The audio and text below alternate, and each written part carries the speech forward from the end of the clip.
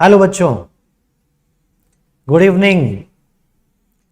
तो आज हम बायोलॉजी के साथ रिवीजन के लिए आ गए हैं। जैसा आप जानते हैं कि अपनी रिवीजन सीरीज चल रही है नेटफ्लिक्स पर, लगातार आप रिवीजन कर रहे हैं चीज़ों का। फिजिक्स एजी सर ले रहे हैं और केमिस्ट्री में भी लगातार ये सब चीज़ें हो रही है, तो बायोलॉजी के लिए भी हम रिवीजन करेंगे। और यहाँ पर हम सबसे पहले इकोलॉजी को लेकर आए हैं बेटा, और इकोलॉजी में यहाँ पर आज हम एनसीईआरटी का हर पेज आपके सामने लेके आएंगे, और हर पेज पर वो चीजें आज हम देखेंगे जहां पर बच्चों को दिक्कत आती है। बच्चे ऐसा सोचते हैं कि यार ये क्वेश्चन आ गया तो इसका आंसर किस तरह से करना है, क्या होना चाहिए, उन पर आज हम बात करेंगे। तो एनसीईआरटी, जैसा आप जानते हैं कि इकोलॉजी के नीट को लेकर अगर देखा जाए तो नीट में इकोलॉजी का वेटेज 7 से 10 क्वेश्चन का होता है, जो अपने आप में एक बड़ा वेटेज है। और आपको इससे रिलेटेड अगर क्वेश्चन करने हैं तो एनसीईआरटी अच्छे से क्लियर होनी चाहिए, तो उन्हीं पर आज हम बात करेंगे। और यहां आप जानते हैं कि 4 चैप्टर्स हैं इकोलॉजी के, जो कि आपके सामने यहां पर आपको दिख रहे हैं, जिसमें कि चैप्टर 13 है, चैप्टर 14 है, चैप्टर 15 और चैप्टर 16, जो कि यहां आपके सामने, इन पर हम डिस्कशन करेंगे। और बच्चों, आप जानते हैं कि आज हम पहले चैप्टर 13 और चैप्टर 14 को ले रहे हैं। तो सबसे पहले जब आप इकोलॉजी के एनसीईआरटी ओपन करते हैं तो इस एनसीईआरटी के पहले पार्ट में इकोलॉजी का डिस्क्रिप्शन आपको मिलता है, और साथ के साथ में यहाँ पर रामदेव मिश्रा, जो कि फादर ऑफ इंडियन इकोलॉजी हैं। आप सब जानते हैं कि फादर ऑफ इकोलॉजी तो हम रीटर को कहते हैं, यहाँ टर्म हैकल ने दिया था, और रामदेव मिश्रा जो कि फादर ऑफ इंडियन इकोलॉजी है, तो जिनका फोटो भी आपके एनसीईआरटी आपको दे रही है, और यहाँ इनके बारे में कुछ डिस्क्रिप्शन लिखा है। तो उसके बारे में आपको एक बार रीड कर लेना है सबसे पहले, कि रामदेव मिश्रा बीएचयू से थे और इन्होंने इकोलॉजी के लिए क्या काम किया। एनसीईआरटी लिख रही है तो हमें पढ़ लेना चाहिए, तो एक बार यहां से आपको रीड कर लेना है बच्चों। उसके बाद जब हम इकोलॉजी की शुरुआत कर रहे हैं अगले पेज पर, ऑर्गेनिज्म एंड पॉपुलेशन, जो कि चैप्टर 13 हमारे पास सबसे पहला है, इसमें यहां कुछ क्वेश्चंस यहां पर आपको दिए गए हैं जो कि मैंने हाईलाइट किए हैं आप लोगों के लिए। और इन क्वेश्चंस के आंसर, जो कि बहुत सिंपल क्वेश्चन है, आपको बच्चों को आना चाहिए। जैसे कि सबसे पहला क्वेश्चन आपको एनसीईआरटी यहां पर पूछ रही है कि why are night blooming flowers generally white. जो फ्लावर रात में ओपन होते हैं वो व्हाइट कलर के क्यों होते हैं। अगर इसका सीधा आंसर देना है तो आपको कहना है कि ये पॉलिनेटर्स को अट्रैक्ट करने के लिए है। पॉलिनेटर्स को अट्रैक्ट करने के लिए ये फ्लावर व्हाइट कलर के होते हैं। और आप जानते हैं ना कि चांदनी में व्हाइट कलर चमकता है, जो मून लाइट होती है उसके अंदर, इसलिए ये फ्लावर यहां पर व्हाइट कलर के आपको होंगे। दूसरा आपको क्वेश्चन पूछा गया है कि how does the bee know which flower has nectar. Bee को कैसे पता लग जाता है कि कौन से फ्लावर के अंदर नेक्टर है। यहां पर अगर हम इसका सीधा आंसर देते हैं तो बच्चों इसका पता फ्रेगनेंस से लगता है, क्योंकि नेक्टर जो फ्लावर के अंदर है उसकी एक स्पेशल फ्रेगनेंस होती है, और उसी फ्रेगनेंस को लेकर वहां पर पता लग जाता है कि वहां पर नेक्टर है, तो वो उसकी तरफ अट्रैक्ट हो जाएगी। तीसरा क्वेश्चन हमें यहां पर पूछा जा रहा है, और वो ये है कि why does cactus have so many thorn. Cactus के पास में इतने सारे कांटे क्यों होते हैं। इसका तो बहुत बेसिक आंसर है, सब बच्चों को पता है, और हम जानते हैं कि हमारे अनअकैडमी के जो बच्चे हैं वो बहुत अच्छे से पढ़े हुए हैं, और इनके छोटे छोटे आंसर्स वो सब जानते हैं। और इसमें आप यहां कह दीजिए कि वो ट्रांसपिरेशन को कम करने के लिए ऐसा हो रहा है। यहां नेक्स्ट क्वेश्चन है कि how does the chick sperm recognise her own mother. मतलब कि जो छोटे चिक्स होते हैं, बच्चे होते हैं, वो अपनी मदर को कैसे पहचान लेते हैं। तो इसके लिए आपको आंसर करना है कि एक तो इम्प्रिंटिंग होती है, इम्प्रिंटिंग जो कि जेनेटिक चली आ रही है, उससे वो पहचान लेते हैं। और दूसरा बेटा आपको कहना है साउंड फ्रीक्वेंसी से, साउंड फ्रीक्वेंसी से वो पहचानते हैं, क्योंकि आप भी अगर अपनी मम्मी की आवाज को लाखों में सुनो तो भी पहचान लो, क्योंकि एक पर्टिकुलर साउंड जो आप बचपन से सुन रहे हो उसको लेकर आपके अंदर एक स्पेशल फ्रीक्वेंसी को लेकर इंडक्शन डेवलप हो चुका है, और उसी से आप उसको आराम से पहचान लेते हो। तो यहां पर ये आपको सभी आंसर्स यहां से मिल जाएंगे जो मैंने आपको एनसीईआरटी पे बताए हैं। उसके बाद में नेक्स्ट अगर पेज पे हम चलते हैं तो यहां पर बच्चों आपको पहले तो एक बात बताओ, सब बच्चों को बोर्ड पे अच्छे से एनसीईआरटी विजिबल हो पा रही है? जो मेरे पीछे आपको एनसीईआरटी दिख रही है, आप सब बच्चे चैट बॉक्स में मुझे बताएंगे एनसीईआरटी दिख पा रही है बेटा आप लोगों को अच्छे से?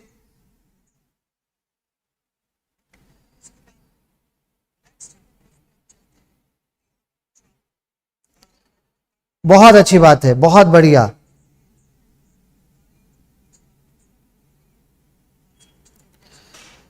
चलिए तो यहां पर अब नेक्स्ट पेज पे हम आ गए हैं। आप लोगों को बहुत अच्छे से एनसीईआरटी दिख रही है, वेरी गुड। नेक्स्ट पेज पे हम आ गए हैं और नेक्स्ट पेज पे यहां पर आप देख पाएंगे कि यहां आपको लिखा हुआ है कि ecology is basically concern with 4 level of biological organisation. Ecology 4 level of biological organisation basically concern है। वैसे तो बेटा टोटल अगर आप देखें तो हम जो ऑर्गेनाइजेशन देखते हैं, इकोलॉजिकल ऑर्डर देखते हैं, उसमें ऑर्गेनिज्म है, उसके अंदर पॉपुलेशन है, कम्युनिटी है, इकोसिस्टम है, बायोम है, बायोस्फीयर है। लेकिन आपके एनसीईआरटी आपको कह रही है कि बेसिक 4 लेवल यहां पर है। और वो बेसिक 4 लेवल कौन सी है? एक तो बेटा पहला ऑर्गेनिज्म यहां पर है, पॉपुलेशन यहां पर है, कम्युनिटी यहां पर है और बायोम यहां पर है। ये 4 लेवल्स यहां पर हैं। अब आप कहेंगे कि सर इकोसिस्टम और बायोस्फीयर को क्यों नहीं दिया? अगर ये क्वेश्चन आपके मन में आता है तो आप यहां पर कह देना कि इकोसिस्टम और बायोस्फीयर अगर हम देखें तो बायोम भी तो एक इकोसिस्टम ही है। बायोम एक इकोसिस्टम है और आप जानते हैं कि सारे बायोम मिलके बायोस्फीयर बनाते हैं। तो एक बीच वाली टर्म यहां पर एनसीईआरटी ने मेंशन कर दी है बेटा। तो यहां पर आप देख पाएंगे कि 4 लेवल कौन कौन सी बतानी है। मैं एक बार फिर आप बच्चों को रिवाइज कर देता हूं। पहला जो आपके पास है उसके अंदर यहां पर ऑर्गेनिज्म है, फिर पॉपुलेशन है, फिर कम्युनिटी है और फिर बायोम है। तो ये 4 लेवल यहां पर है जो बेसिक है। मैं एक बार फिर आप बच्चों को यहां रिवाइज कर देता हूं कि बायोम एक इकोसिस्टम है, तो इकोसिस्टम इसके अंदर इंक्लूड हो गया। और साथ के साथ आपको कहना है कि सारे बायोम मिलकर बायोस्फीयर बनाते हैं। तो ये भी बेटा यहां पर आ रहा है। उसके बाद में आगे चलेंगे। नेक्स्ट अगर हम देखते हैं तो यहां पर आपको एनसीईआरटी में एक टर्म लिखी हुई है, एक स्टेटमेंट लिखा हुआ है जिसके अंदर कहा गया है कि ecology at the organism level is essential physiological ecology. Ecology organism level पर एसेंशियल फिजियोलॉजिकल इकोलॉजी है। इसका मीनिंग क्या है? एनसीईआरटी क्या कहना चाहती है? वैसे तो क्लास में मैंने आपको ये बात समझा दी थी, लेकिन फिर भी अगर मैं आपको इस बात को रिवाइज करूं तो सीधा बच्चों से कहूंगा कि हर एक ऑर्गेनिज्म जो अपने एरिया में रह रहा है वो रह पा रहा है, वो रह सकता है क्योंकि उसने अपनी फिजियोलॉजी को अपने एनवायरनमेंट के साथ में एडजस्ट किया है। अगर उसके एनवायरनमेंट में कोई चेंज आते हैं तो उसका सीधा इंपैक्ट उसकी फिजियोलॉजी पे होता है। अगर ऐसा है बेटा तो आप यहां पर समझ सकते हैं कि ऑर्गेनिज्म लेवल पर इकोलॉजी, फिजियोलॉजिकल इकोलॉजी यहां पर होगी। तो यहां पर आपको ये क्लियर होना चाहिए। जैसे एक एग्जांपल मैंने आपको दिया था कि जब हम प्लेन्स में रहने वाले हायर एल्टीट्यूड पे जाते हैं तो उस केस में, हाँ लगा दीजिए, थैंक यू। जब हम प्लेन्स में रहने वाले हायर एल्टीट्यूड पे जाते हैं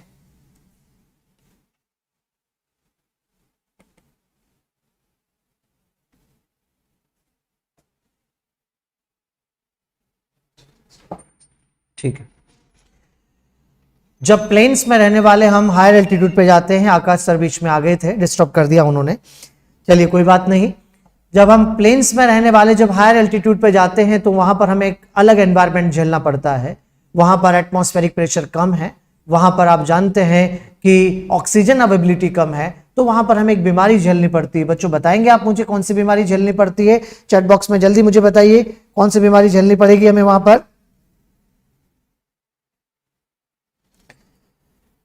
एल्टीट्यूड सिकनेस, बिल्कुल ठीक बात। एल्टीट्यूड सिकनेस को हमें वहां पर फेस करना पड़ता है और हमारी बॉडी में कुछ सिम्टम्स आने लग जाते हैं, जैसे कि नोजिया, फटीग, हार्ट पाल्पिटेशन और जब ये सब चीजें होती है तो हमारी बॉडी भी तो उसके अगेंस्ट वर्क करने लग जाती है। इसका मतलब बदले हुए एनवायरनमेंट का इंपैक्ट हमारी फिजियोलॉजी पे आने लगता है, और हमारी फिजियोलॉजी पे जब इंपैक्ट आएगा तो हम भी उसके हिसाब से वहां पर रिएक्ट करने लग जाते हैं और आरबीसी काउंट बढ़ने लग जाती है।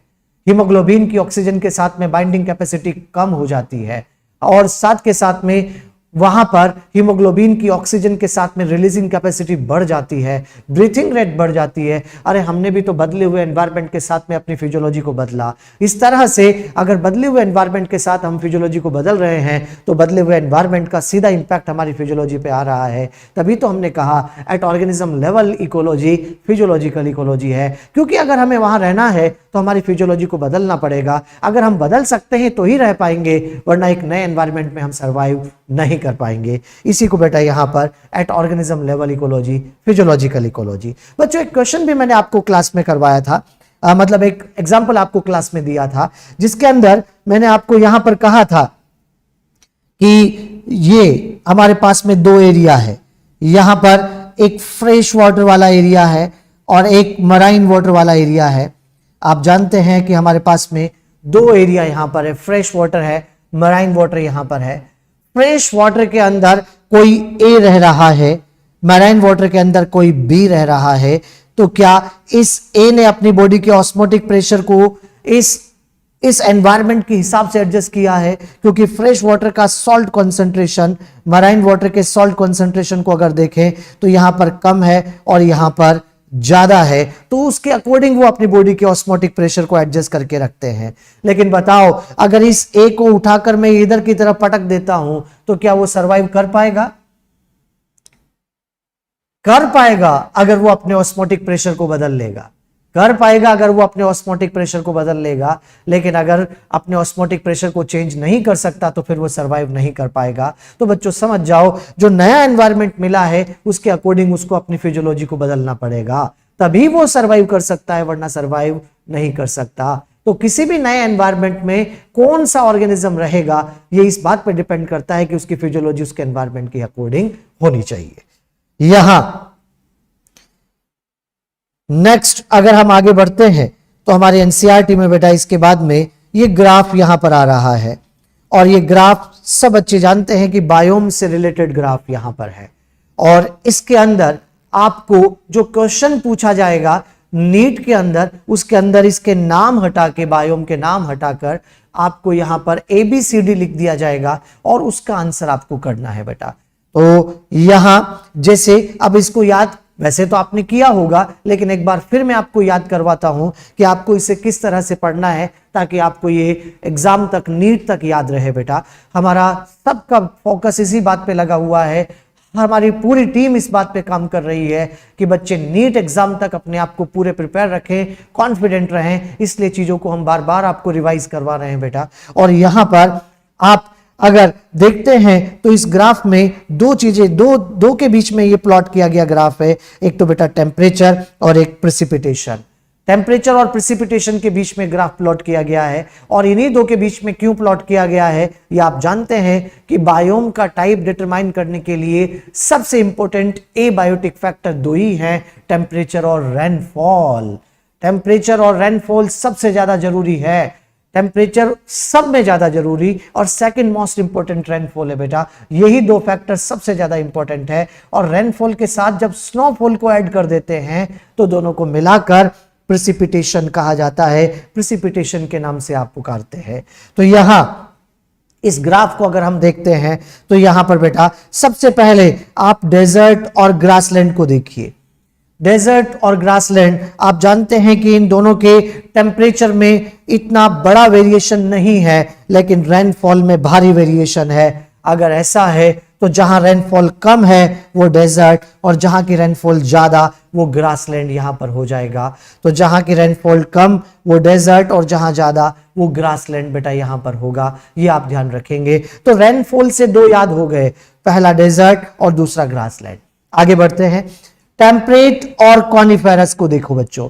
टेम्परेट और कॉनिफेरस को अगर आप देखते हैं तो टेम्परेट और कॉनिफेरस में प्रेसिपिटेशन का इतना बड़ा वेरिएशन नहीं है, लेकिन टेम्परेचर का भारी वेरिएशन यहां पर है। और अगर टेम्परेचर का भारी वेरिएशन आप देख पा रहे हैं तो उस केस में आप कहेंगे कि जहां का टेम्परेचर ज्यादा है वो टेम्परेट है और जहां का टेम्परेचर कम है वो कॉनिफेरस है। तो बेटा समझ जाइए, यहां टेम्परेचर की बेसिस पर आपको ये दोनों याद हो जाने चाहिए।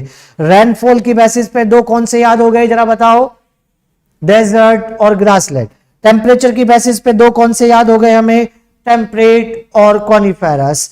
और अब बाकी बच्चे दो में सब कुछ ही अलग है, ट्रॉपिकल और आर्कटिक। बाकी बच्चे दो में सब कुछ ही अलग हो रहा है। ट्रॉपिकल फॉरेस्ट का टेम्परेचर भी ज्यादा और रेनफॉल भी ज्यादा है, और आर्कटिक का टेम्परेचर कम और रेनफॉल भी कम है। यहां पर रेनफॉल और स्नोफॉल मतलब दोनों को मिला के देखूं तो मोर देन 100 यहां पर जा रहा है। यही आपको मैक्सिमम यहां पर मिल रहा है बेटा। और आप बच्चे देख पाएंगे कि यहां अब दो दो दो करके याद कर लेना है। एक बार मेरे साथ रिवाइज करेंगे सब बच्चे, दो दो कौन से हैं। सबसे पहला दो डेजर्ट और ग्रासलैंड, उसके बाद में दो यहां पर टेम्परेट और कॉनिफेरस, और आखिरी दो ट्रॉपिकल फॉरेस्ट और आर्कटिक टुंड्रा। ये यहां पर हो रहा है। तो दो दो दो करके आप सब बच्चों को ये याद कर लेना है। और इस तरह से अगर अभी अभी मैं आप बच्चों के सामने यहां पर अगर ये सारे नाम हटा दूं तो क्या सब बच्चे मुझे बता देंगे कि कौन सा यहां पर होगा? ये सब बच्चे एक बार में मुझे यहां पर बता देंगे। जैसे ये सारे नाम अगर मैं यहां से हटा रहा हूं आपके सामने से और आप बच्चों से पूछूंगा, मुझे चैट बॉक्स में तुरंत आंसर मिलना चाहिए, जल्दी जल्दी से आंसर मिलना चाहिए कि कौन सा बायोम कौन सा है। तुरंत बताओ बेटा, ये वाला बायोम हमारे पास कौन सा होगा? आंसर दीजिए जल्दी। टेम्परेचर ज्यादा, वेरी गुड, टेम्परेट होगा। ये वाला कॉनिफेरस होगा, गजब। ये वाला बताइए, डेजर्ट। ये वाला कौन सा होगा? ग्रासलैंड। यहां पर ये वाला देखेंगे कौन सा होगा, जल्दी बताओ। ट्रॉपिकल, ट्रॉपिकल, बिल्कुल ठीक बात। ये वाला कौन सा होगा? अरे वाह, आर्कटिक। सब बच्चों का आंसर बिल्कुल ठीक आ रहा है।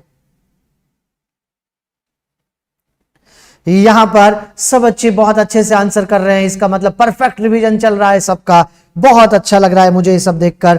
यहां पर सब बच्चे अपनी पूरी मेहनत कर रहे हैं। एक बात बच्चों आपको ये भी कंफ्यूज करती है, वो भी मैं आपको कह देता हूं। कुछ बच्चे आके ऐसा कह देते हैं कि सर डेजर्ट और ग्रासलैंड का टेम्परेचर अगर देखें तो ग्रासलैंड का टेम्परेचर ज्यादा जा रहा है जबकि डेजर्ट का ज्यादा होना चाहिए, ऐसे कैसे हो रहा है? तो बेटा आप सब जानते हैं कि डेजर्ट में अगर दिन में बहुत ज्यादा होता है तो रात में बहुत कम भी तो होता है, और जब दिन में बहुत ज्यादा रात में बहुत कम हो रहा है तो उस केस में यहां पर आप देख पाएंगे कि डेजर्ट जब दिन में ज्यादा रात में बहुत कम, तो मीन टेम्परेचर लिया है, बहुत मीन है। और अगर ऐसा है तो मीन टेम्परेचर अगर हमने लिया है तो उस केस में यहां पर आप समझ जाइए कि ये मीन टेम्परेचर के अकॉर्डिंग डेजर्ट कम आ रहा है। एक बात तो अब ये सारे बायोम हमें अगर ये ग्राफ नीट एग्जाम में हमारे सामने आ जाए तो हमें बिल्कुल नहीं घबराना, तुरंत आंसर कर देना है कि कौन सा बायोम कैसे होगा। आगे बढ़ते हैं। यहीं पर इसके इस ग्राफ के नीचे तुरंत हमें एक यहां पर दिया गया है कि regional and local variation, regional and local variation within biome lead to the formation with wide variety of habitat. ये रीजनल और लोकल वेरिएशन का क्या मतलब है? रीजनल और लोकल वेरिएशन का मीनिंग बेटा अगर आप देखेंगे तो सिंपल मीनिंग है कि बायोम के अंदर जो छोटे छोटे वेरिएशन आते हैं उनको आप रीजनल और लोकल वेरिएशन के नाम से पुकारते हो।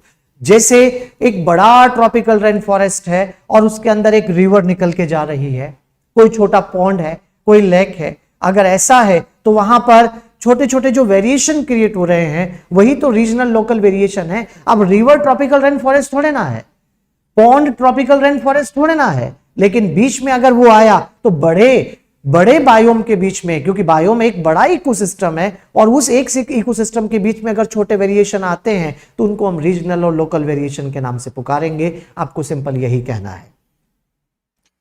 आगे बढ़ते हैं बेटा और यहां पर आगे चलते हैं, नेक्स्ट आगे बढ़ेंगे और इसके अंदर हम नेक्स्ट पेज पे चलेंगे एनसीईआरटी में। और ये 4 फोटो भी हमें बायोम के यहां पर दिए हैं बच्चों। ये चारों फोटो आपको एनसीईआरटी से हैं तो आपको ये पता रखना चाहिए, यहां पर ये याद होना चाहिए, क्योंकि एनसीईआरटी का हर पॉइंट हमारे मन में क्लियर रहेगा तो हमारा कॉन्फिडेंस लेवल बहुत अच्छा रहेगा। इवन एनसीईआरटी की तो हमें समरी भी पढ़नी है।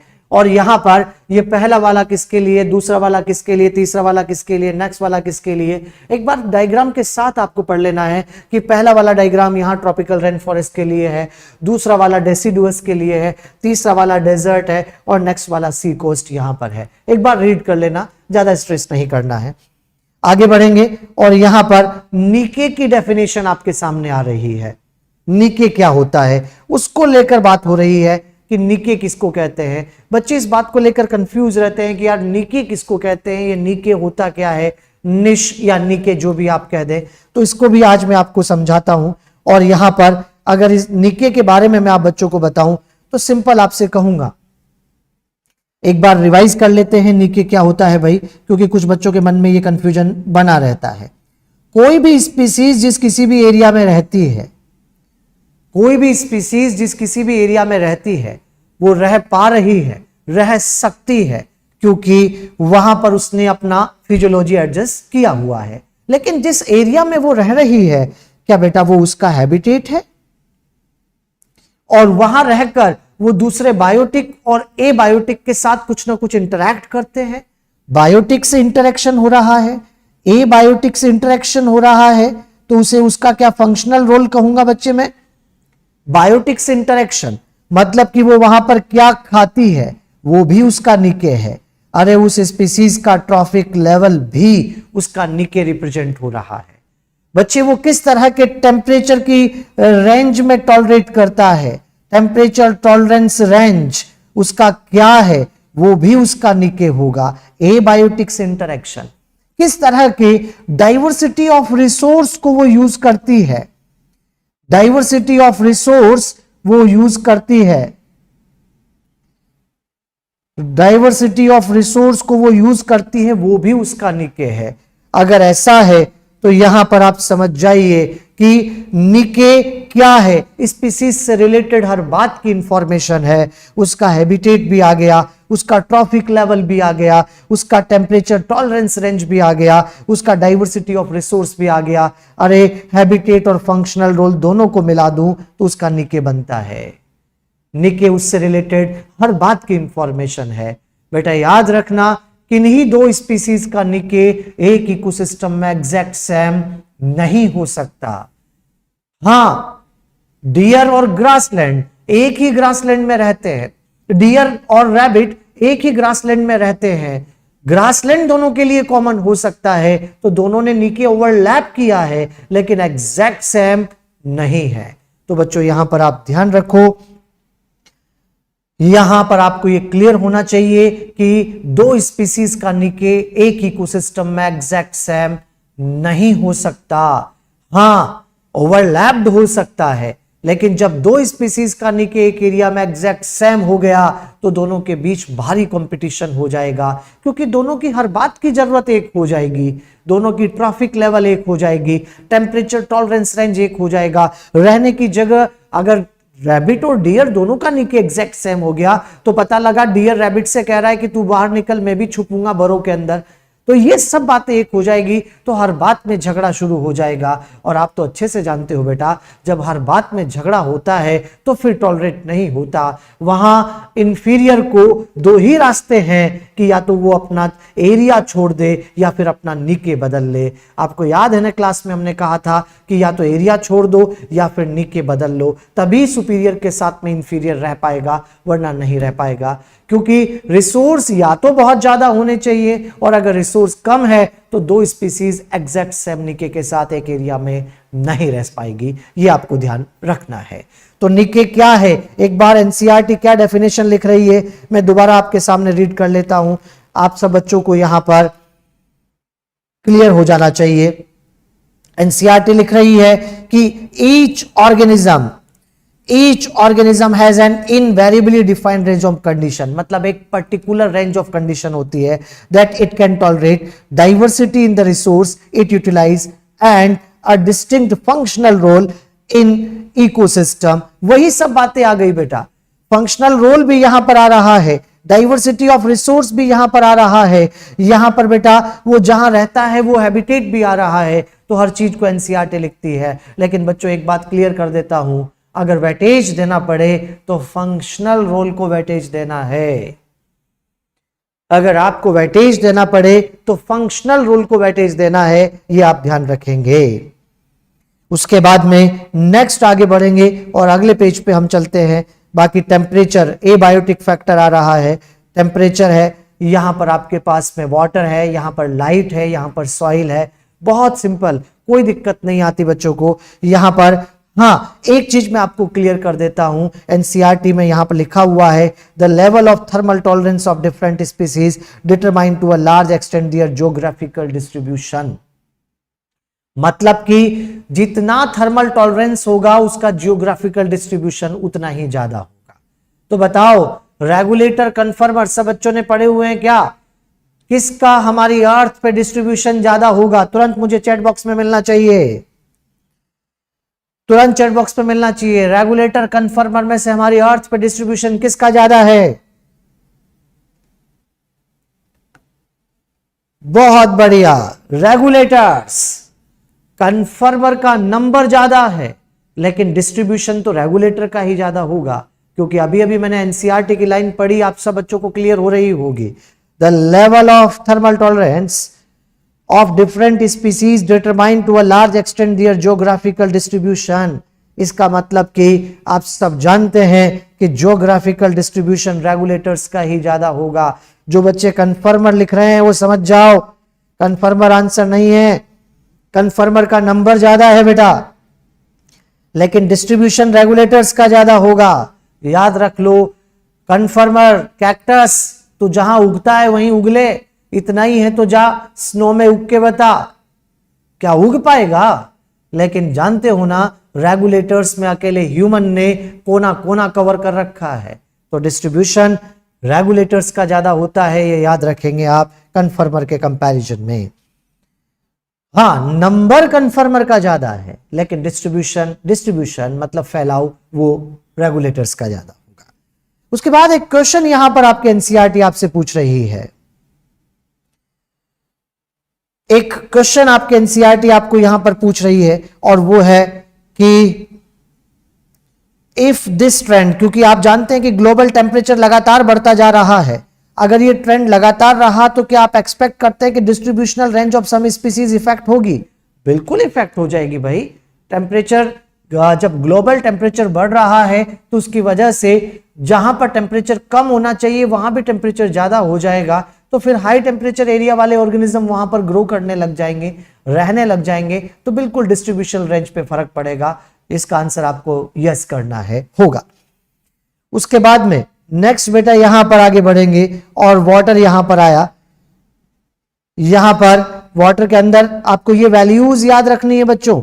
यहां पर ये कि जो पीपीटी में आप कंसंट्रेशन ले रहे हो पार्ट्स पर थाउजेंड के अंदर, वो अगर सी वाटर के अंदर देखेंगे 30 से 35 होता है, और अगर आप हाइपर सलाइन लगून जो कि जैसे नमक बनाने की झील है मोर देन 100 होता है, और जो कि इनलैंड वाटर है वहां लेस देन 5 होता है। तो ये सब चीजें यहां पर आपको ध्यान रखनी है बच्चों। उसके बाद में लाइट में आप आ जाएंगे और लाइट में एक टर्म आती है ना, क्यूज, इसका मतलब क्लू है, हिंट है। लाइट में जब आप एनसीईआरटी में पढ़ते हैं तो 10th लाइन पे काउंट करके आइएगा और यहां पर आपको एक टर्म मिलेगी क्यूज, जो आपको एनसीईआरटी बुक में दिख रही है, इसका मतलब क्लू, हिंट होता है। मतलब लाइट एक प्रकार का क्लू है, एक हिंट है उन ऑर्गेनिजम्स के लिए जो कि रात को खाने के लिए बाहर निकलते हैं, दिन को बाहर निकलते हैं, नॉक्टर्नल डायर्नल्स कहते हैं ना बेटा। यहां ये लाइट इस बात के लिए भी हिंट हो जाती है फोटो पीरियड के लिए, क्योंकि 12 घंटे से ज्यादा की लाइट आ रही है तो लॉन्ग डे प्लांट, कम की है तो शॉर्ट डे प्लांट। अगर लाइट 12 घंटे से ज्यादा की है तो समर सीजन होगा, कम की है तो विंटर सीजन होगा। तो उसके लिए भी बेटा यहां पर सीजन डिसाइड हो जाएंगे तो सीजनल ब्रीडर्स पे फर्क पड़ने लग जाएगा। तो यहां पर लाइट एक क्लू है, एक हिंट है नॉक्टर्नल के लिए, डायर्नल्स के लिए, ये फोटो पीरियड के लिए, सीजनल ब्रीडर के लिए, माइग्रेशन के लिए, उसके लिए टर्म यहां पर लिखी गई है। उसके बाद में आगे एक आपसे पूछा भी जा रहा है, क्वेश्चन पूछा जा रहा है, मैं उस पर मार्क कर रहा हूं, और वो क्वेश्चन यहां पर क्या है आप बच्चे देख सकते हैं कि डीप सी में, in deep ocean more than 500 metre the environment is dark in its habitants are not aware of existence of the celestial source of energy called sun. What then their source of energy? जल्दी answer करो मुझे इस question का, क्या होगा जब deep sea के अंदर ऑर्गेनिज्म रह रहा है तो वहां लाइट नहीं पहुंच रही तो उसका एनर्जी सोर्स क्या होगा? जल्दी बताओ।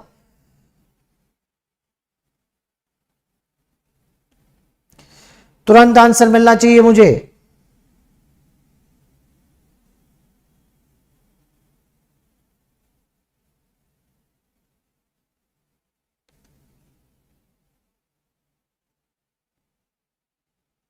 यहां पर बिल्कुल हाइड्रोथर्मल वेंट्स, नीचे की तरफ जो सोर्स ऑफ एनर्जी बनेगा वो हाइड्रोथर्मल वेंट्स यहां पर बनेगा, और उसी से बेटा यहां पर उनका एनर्जी सोर्स जो कि नीचे की तरफ रह रहा है आर्की बैक्टीरिया, उसके लिए सोर्स होगा। बिल्कुल ठीक बात है। आगे की तरफ बच्चे यहां पर चैट में लिख रहे हैं कि सर शॉर्ट नोट्स दे देते।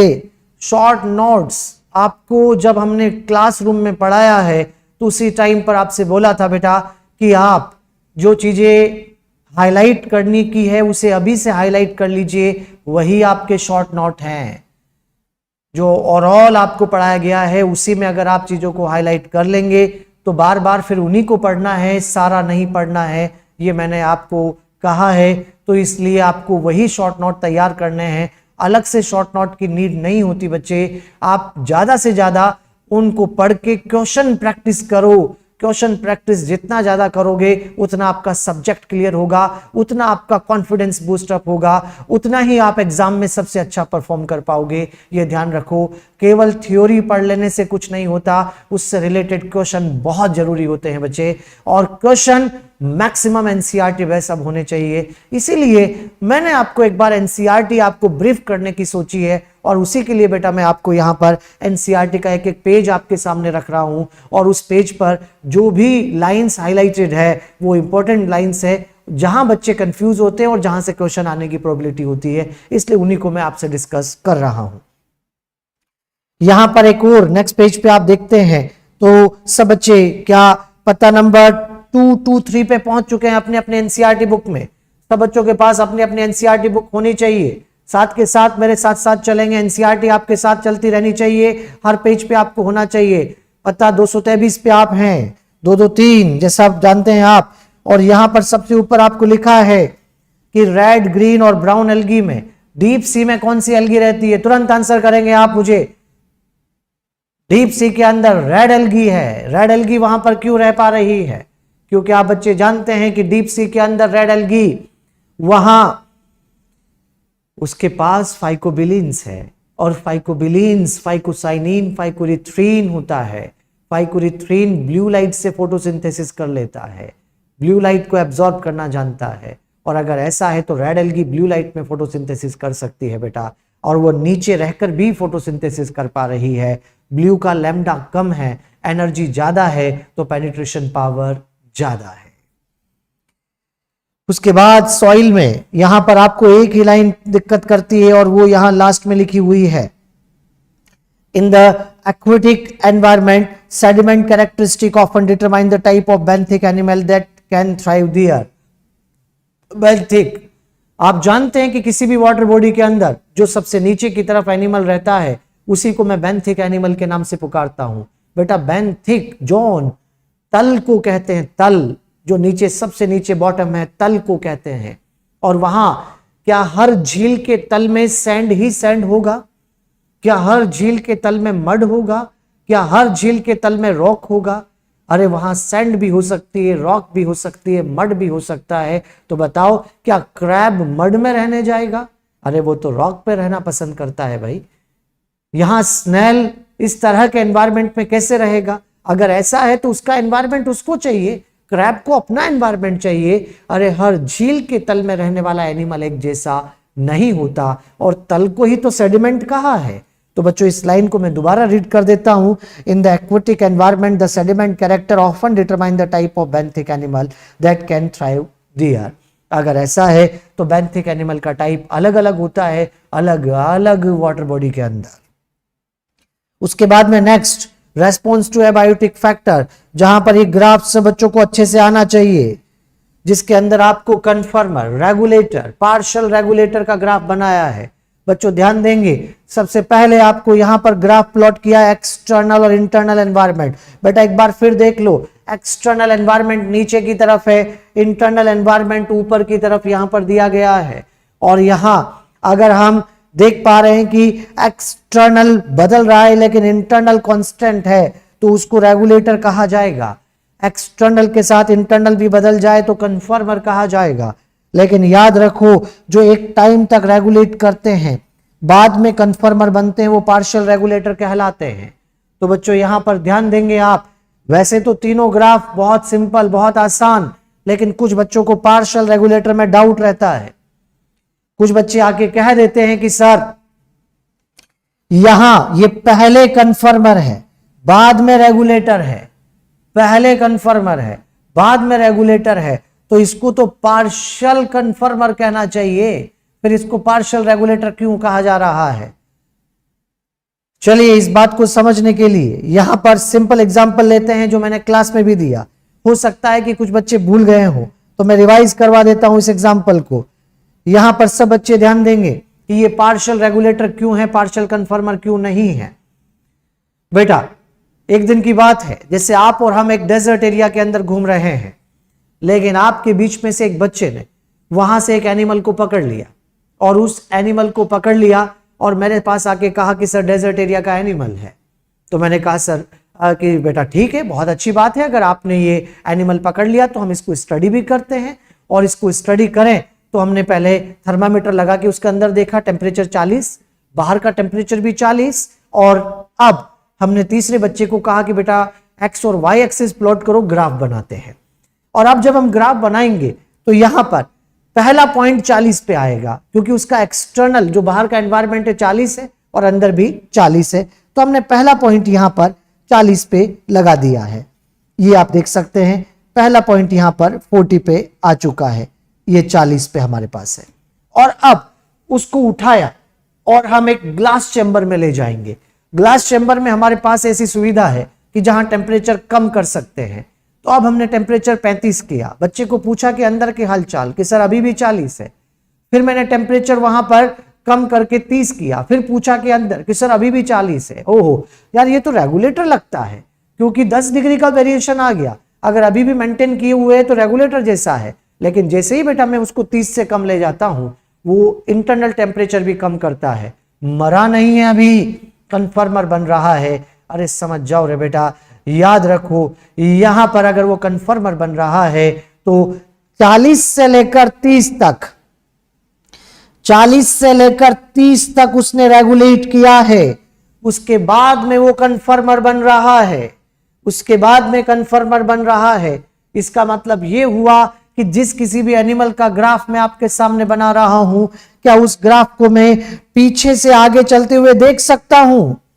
बिल्कुल देख सकता हूं, क्योंकि बायोलॉजी है। और आपसे किसने कह दिया कि यहां पर ये ग्राफ स्केल लेके प्लॉट किया गया है? नहीं, अरे भाई एनसीईआरटी की समझदारी देखिए आपने, तीनों ग्राफ एक में ही बनाए हैं और स्केल नहीं दिया। अगर ऐसा है तो समझ जाओ रे बेटा, यहां स्केल तो आपको लेना है ना, स्केल लेना आपके ऊपर निर्भर करता है ना, तो जैसा ऑर्गेनिज्म होगा स्केल वैसा लेना पड़ेगा। तो यहां वो एक लिमिट तक रेगुलेट करता है, उसके बाद में कन्फर्मर बनता है, तो इसे आप यहां पर पार्शियल रेगुलेटर के नाम से ही पुकार रहे हैं। फिर भी आप बच्चों की सुविधा के लिए मैं एक काम करता हूं, यहां पर इस ग्राफ को थोड़ा ऐसे एक्सटेंड कर देता हूं बेटा, इससे यहां पर आपकी फैसिलिटी बढ़ जाएगी और आप आराम से कह पाएंगे, आप आराम से कह पाएंगे कि एक लिमिट में ही रेगुलेट कर रहा है, आगे जाओ तो कन्फर्मर, पीछे आओ तो कन्फर्मर, कहलाता है पार्शियल रेगुलेटर। एक लिमिट में ही उसने रेगुलेट किया है, आगे जाओ तो वो कन्फर्मर, पीछे आओ तो कन्फर्मर, उसी को आप यहां पार्शियल रेगुलेटर के नाम से पुकारेंगे। लेकिन कुछ बच्चे सोच रहे होंगे कि सर आप तो एनसीईआरटी को प्रूव करने के लिए कुछ भी कर रहे हो, एनसीईआरटी को प्रूव करने के लिए आपने ग्राफ को एक्सटेंड कर दिया, एनसीईआरटी को प्रूव करने के लिए हमसे कह रहे हो कि पीछे से आगे चलते हुए देखो। आप कहेंगे कि सर आप सिर्फ पार्शियल रेगुलेटर पे ही क्यों अटके हुए हो, पार्शियल कन्फर्मर भी तो बोलो।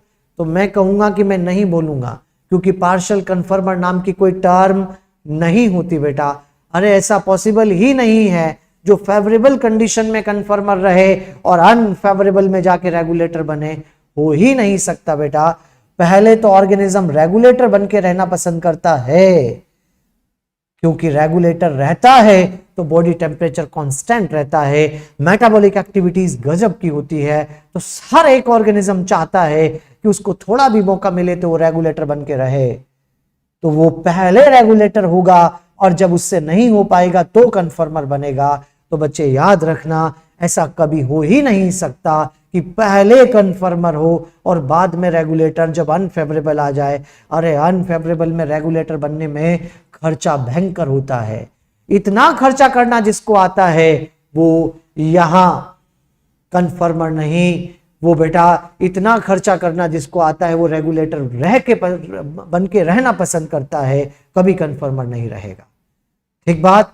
तो यहां पार्शियल कन्फर्मर नाम की कोई टर्म नहीं है। अगर टर्म है तो सिर्फ पार्शियल रेगुलेटर है। तो मैं एनसीईआरटी की नहीं, रियलिटी के पीछे पड़ा हुआ हूं और आपको वही समझा रहा हूं। आगे बढ़ते हैं।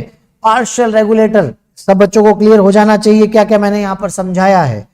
बच्चों एनसीईआरटी का एक एक पॉइंट मैं आपके सामने लेके आ रहा हूं और आप सब बच्चों को यह क्लियर रहना चाहिए कि क्या क्या यहां पर हो रहा है।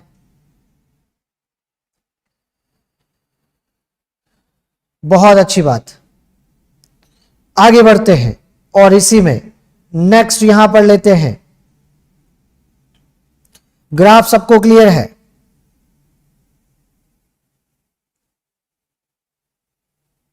रेगुलेटर्स के एग्जाम्पल, रेगुलेटर्स कन्फर्मर के एग्जाम्पल।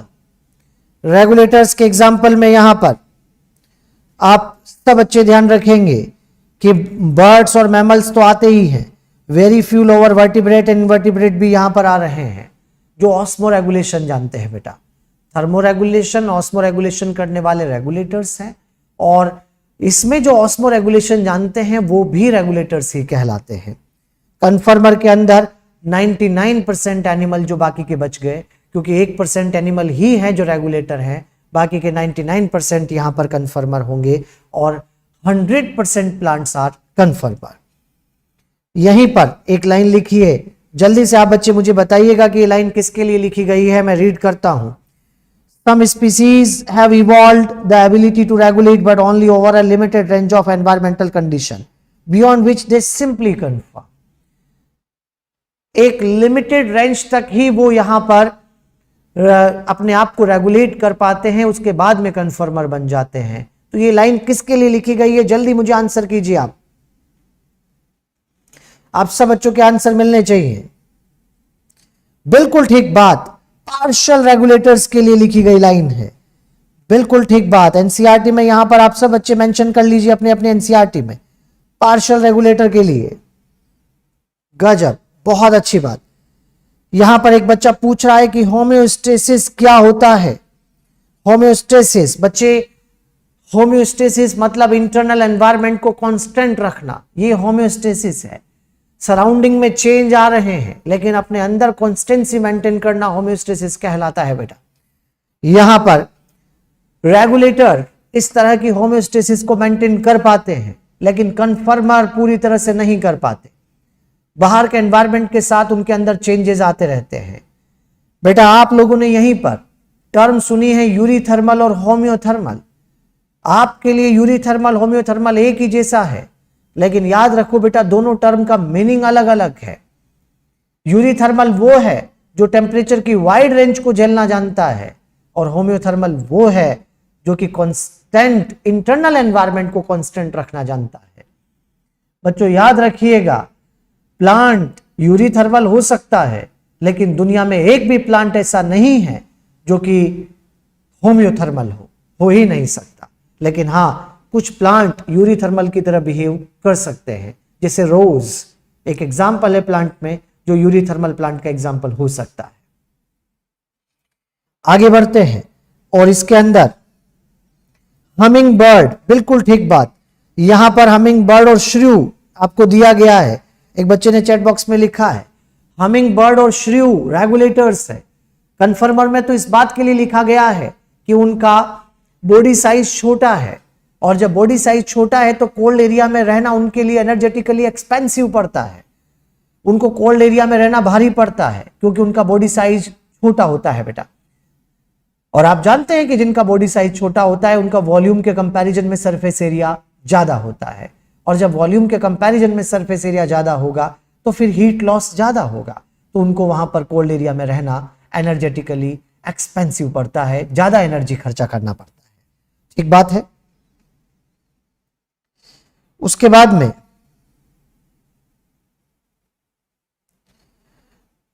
आगे और बढ़ते हैं। बिल्कुल बेटा, एजी सर का टाइम टेबल भी आपको मिलेगा, एजी सर की क्लासेस भी रेगुलर चल रही है।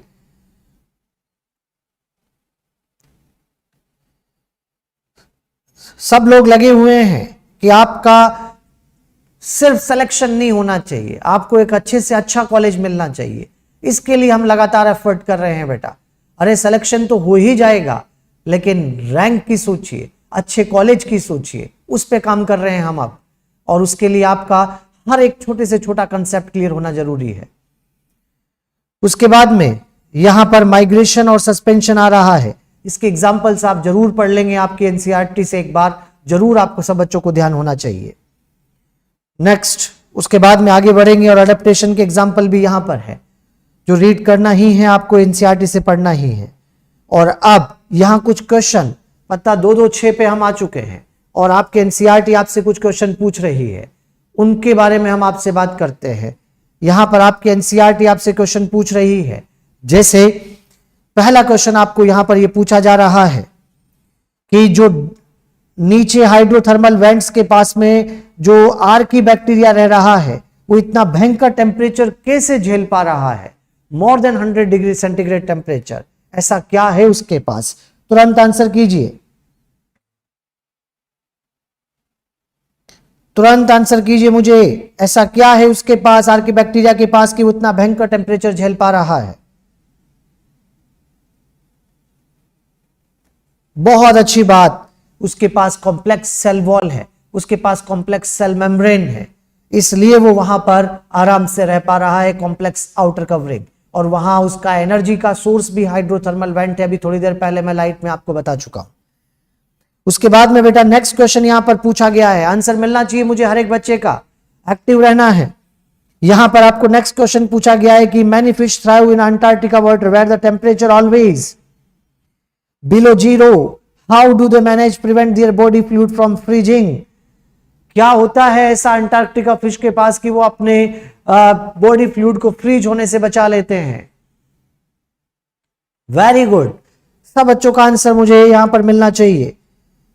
उनके पास में एंटी फ्रीजिंग प्रोटीन होता है, उनके पास में ग्लिसरॉल होता है, और एंटी फ्रीजिंग प्रोटीन और ग्लिसरॉल उन्हें वहां पर बॉडी फ्लूइड को जमने से बचाता है, क्योंकि फ्रीजिंग पॉइंट डिक्रीज कर देता है। एंटी फ्रीजिंग प्रोटीन और ग्लिसरॉल एनसीईआरटी में साथ में मेंशन कर लेना बेटा, यहीं पर लिख लेना आप। आर्की बैक्टीरिया के लिए क्या लिखा आपने? बिल्कुल ठीक बात, आर्की बैक्टीरिया के पास में कॉम्प्लेक्स सेल वॉल होती है, उसके पास में कॉम्प्लेक्स सेल मेम्ब्रेन होती है। Very good. अच्छा, अंटार्कटिका में जो मछलियां रहती है वो इतना भयंकर टेम्परेचर कैसे झेल पाती है? आप बच्चों को यहां पर जल्दी से मुझे बताना है। वेरी गुड बेटा, बहुत अच्छी बात है। इसके लिए उनके पास में एंटी फ्रीजिंग प्रोटीन और ग्लिसरॉल यहां पर है, एंटी फ्रीजिंग प्रोटीन और ग्लिसरॉल होता है। एंटी फ्रीजिंग प्रोटीन और ग्लिसरॉल उनके पास है, जो उनको बॉडी फ्लूइड को, फ्रीजिंग पॉइंट को कम करके रखते हैं और उन्हें बचाते हैं। नेक्स्ट क्वेश्चन एक और आया है, जरा मैं रीड कर रहा हूं। यहां पर आपको लिखा गया है कि जो मछलियां ओशन की गहराई में रहती है वो इतना भयंकर प्रेशर झेलती है, बैरोफिलिक होती है, इतना भयंकर प्रेशर झेलती है। कैसे झेल पाती है आखिर वो इतना प्रेशर? क्या है उनके पास में ऐसा? अगर ऐसा आपको क्वेश्चन पूछा जाए तो आपका सीधा आंसर होगा, यहां पर एक बात याद दो बेटा, यहां पर आपसे पूछा जा रहा है कि एनसीईआरटी आपसे बायोकेमिकल अडेप्टेशन पूछ रही है। उनके पास में ऐसा क्या बायोकेमिकल अडेप्टेशन है जिससे कि वो रह पा रही है? बायोकेमिकल का मतलब होता है फिजियोलॉजिकल, जो इंटरनल केमिकल से रिलेटेड है वो बायोकेमिकल, और उसी को बेटा फिजियोलॉजिकल कहते हैं। और जो शेप और साइज है वो मॉर्फोलॉजिकल है बेटा, मॉर्फोलॉजिकल अडेप्टेशन। जैसे प्लांट्स के लिए मैं आपसे कहूं तो स्ट्रोमेटा का लीफ के ऊपर होना, लीफ के नीचे होना, डीप होना, ये मॉर्फोलॉजी है। लेकिन अगर स्ट्रोमेटा का खुलना और बंद होना है तो फिजियोलॉजी है, क्योंकि इसके अंदर H+K+ मैकेनिज्म आती है बेटा, तो वो फिजियोलॉजी का पार्ट हो जाएगा। तो आप बच्चों को मॉर्फोलॉजी और फिजियोलॉजी के अंदर डिफरेंस समझ में आना चाहिए। यहां पर आप क्वेश्चन का आंसर करते हैं कि ऐसा क्या है उनके पास, कौन सा बायोकेमिकल अडेप्टेशन है। तो आपका सीधा आंसर होगा बच्चे, उनके पास लैक्टेट डिहाइड्रोजिनेज एंजाइम है। लैक्टेट डिहाइड्रोजिनेज एंजाइम, और ये एंजाइम मसल को फटने से बचाता है। ये एंजाइम मसल को फटने से बचाता है, जिससे कि वो वहां जाकर नीचे भयंकर प्रेशर भी वो टॉलरेट कर पाती है। एनसीईआरटी आपसे यही पूछ रही है, do they have any special enzyme. तो आपका आंसर होगा लैक्टेट डिहाइड्रोजिनेज एंजाइम। उसके बाद में यहां पर नेक्स्ट आगे बढ़ते हैं बच्चों। एक बात यहां पर मैं आपको क्लियर कर दूं, मैंने क्लास में बोला था आपसे, लेकिन मैं फिर एक बार आपको बता दूं। आपको लिखा है कि desert lizard lack physiological ability that mammal have. कौन सी फिजियोलॉजिकल एबिलिटी की बात हो रही है ये, कि डेजर्ट लिजार्ड के पास में फिजियोलॉजिकल अडेप्टेशन नहीं है, एबिलिटी नहीं है। किस बात की फिजियोलॉजिकल एबिलिटी नहीं है जो मैमल्स के पास है? बहुत बढ़िया, उनके पास में बॉडी के टेम्परेचर को मैनेज करने की फिजियोलॉजिकल एबिलिटी नहीं है। बॉडी के टेम्परेचर को मैनेज करके रखने की फिजियोलॉजिकल एबिलिटी उनके पास नहीं है बेटा। याद रखना, हर एक ऑर्गेनिज्म के पास अपने अपने एरिया का फिजियोलॉजिकल अडेप्टेशन है। हर एक ऑर्गेनिज्म के पास अडेप्टेशन है, लेकिन याद रखो बॉडी के टेम्परेचर को मैनेज करने की फिजियोलॉजी हर किसी के पास नहीं है, क्योंकि इसमें खर्चा आता है, और खर्चा वही करता है जो अमीर होता है। और इस मामले में रेगुलेटर्स अमीर हैं, जो केवल 1% एनिमल है बेटा, बाकी के 99% एनिमल, 100% प्लांट्स, कन्फर्मर जो गरीबी में है, उनके पास में इस तरह बॉडी के टेम्परेचर को मैनेज करने की एबिलिटी नहीं है। डेजर्ट लिजार्ड फिर अपनी बॉडी के टेम्परेचर को कैसे मैनेज करती है? अरे वो अपने बिहेवियर से मैनेज करती है। अपने बिहेवियर से वो धूप छांव में आकर, अरे वो बरों के अंदर बाहर आकर अपनी बॉडी के टेम्परेचर को मैनेज करना जानती है। उसके बाद में हम आगे बढ़ते हैं और नेक्स्ट पॉपुलेशन एट्रीब्यूट्स आ रहे हैं। पॉपुलेशन, जिसको कि डेमोग्राफी में आपको बताया जाता है, पॉपुलेशन एट्रीब्यूट्स यहीं पर है। और अगर आपसे पॉपुलेशन के 3 एट्रीब्यूट पूछे जाएं तो आपका सीधा आंसर होगा जो पॉपुलेशन के अंदर है, बर्थ रेट, डेथ रेट और sex ratio. 3 attributes of population अगर पूछे जाएं, बर्थ रेट, डेथ रेट और सेक्स रेशो। बच्चों मैं स्टेटमेंट बोलता हूं, हर एक बच्चे तक पहुंचना चाहिए किसी भी हालत में। Birth, death, male, female individual का कैरेक्टर है। Birth, death, male, female individual का कैरेक्टर है। Birth rate, death rate, sex ratio population का कैरेक्टर है। और याद रखो डाइवर्सिटी, डोमिनेंस, स्ट्रैटिफिकेशन कम्युनिटी का कैरेक्टर है। तो यहां पर ये आपको ध्यान रखना है, birth rate, death rate, sex ratio population के अंदर ही आएगा। और यहां आपको बच्चों ये पिरामिड्स दिए गए हैं। पिरामिड्स को पहचानना आपको आना चाहिए कि कौन एक्सपेंडिंग होगा, कौन स्टेबल होगा, कौन डिक्लाइनिंग होगा। तो इसको मैं थोड़ा सा एक बार बता देता हूं, आपको ये चीज एक बार फिर रिवाइज हो जाएगी कि जब भी आप कोई पिरामिड तैयार करते हैं तो यहां पर बच्चों ध्यान देंगे, आप किसी भी एरिया के जब पिरामिड बनाए जाते हैं तो वहां की टोटल पॉपुलेशन को 3 एज ग्रुप में डिवाइड किया जाएगा। पहला ग्रुप जो तैयार होता है वो बिलो 15 ईयर्स का होता है, जिसे आप प्री रिप्रोडक्टिव कहते हैं, प्री रिप्रोडक्टिव के नाम से पुकारते हैं। बेटा ये एल्टोनियन पिरामिड नहीं है। एल्टोनियन पिरामिड तो फूड चेन के लिए बनाए जाते हैं, फूड चेन के लिए बनाए जाएंगे एल्टोनियन पिरामिड, जिसमें नंबर, एनर्जी और बायोमास देखा जाता है। अरे ये तो एज एंड सेक्स पिरामिड है बेटा। दूसरा एज ग्रुप 15 to 44 ईयर्स का बनेगा, जिसको कि आप रिप्रोडक्टिव ग्रुप के नाम से पुकारेंगे।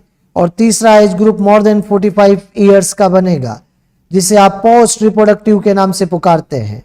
बच्चों आप ध्यान देना, किसी भी कंट्री की पॉपुलेशन को बढ़ाने में इनका कोई योगदान नहीं होता, पोस्ट रिप्रोडक्टिव का कोई योगदान नहीं होता। अरे प्रेजेंट क्या है वो रिप्रोडक्टिव पे डिपेंड करता है, और फ्यूचर क्या है वो प्री रिप्रोडक्टिव पे डिपेंड करता है, क्योंकि फ्यूचर में प्री रिप्रोडक्टिव आकर रिप्रोडक्टिव को रिप्लेस कर देंगे। तो यहां पर याद रखिएगा सबसे ज्यादा जो योगदान है वो प्री रिप्रोडक्टिव और रिप्रोडक्टिव का ही मानना है। चलो मैं पहला पिरामिड आप बच्चों के सामने बनाता हूं, सब बच्चे मुझे बताएंगे। पहला पिरामिड ये रहा, ये देखिए, बहुत बढ़िया।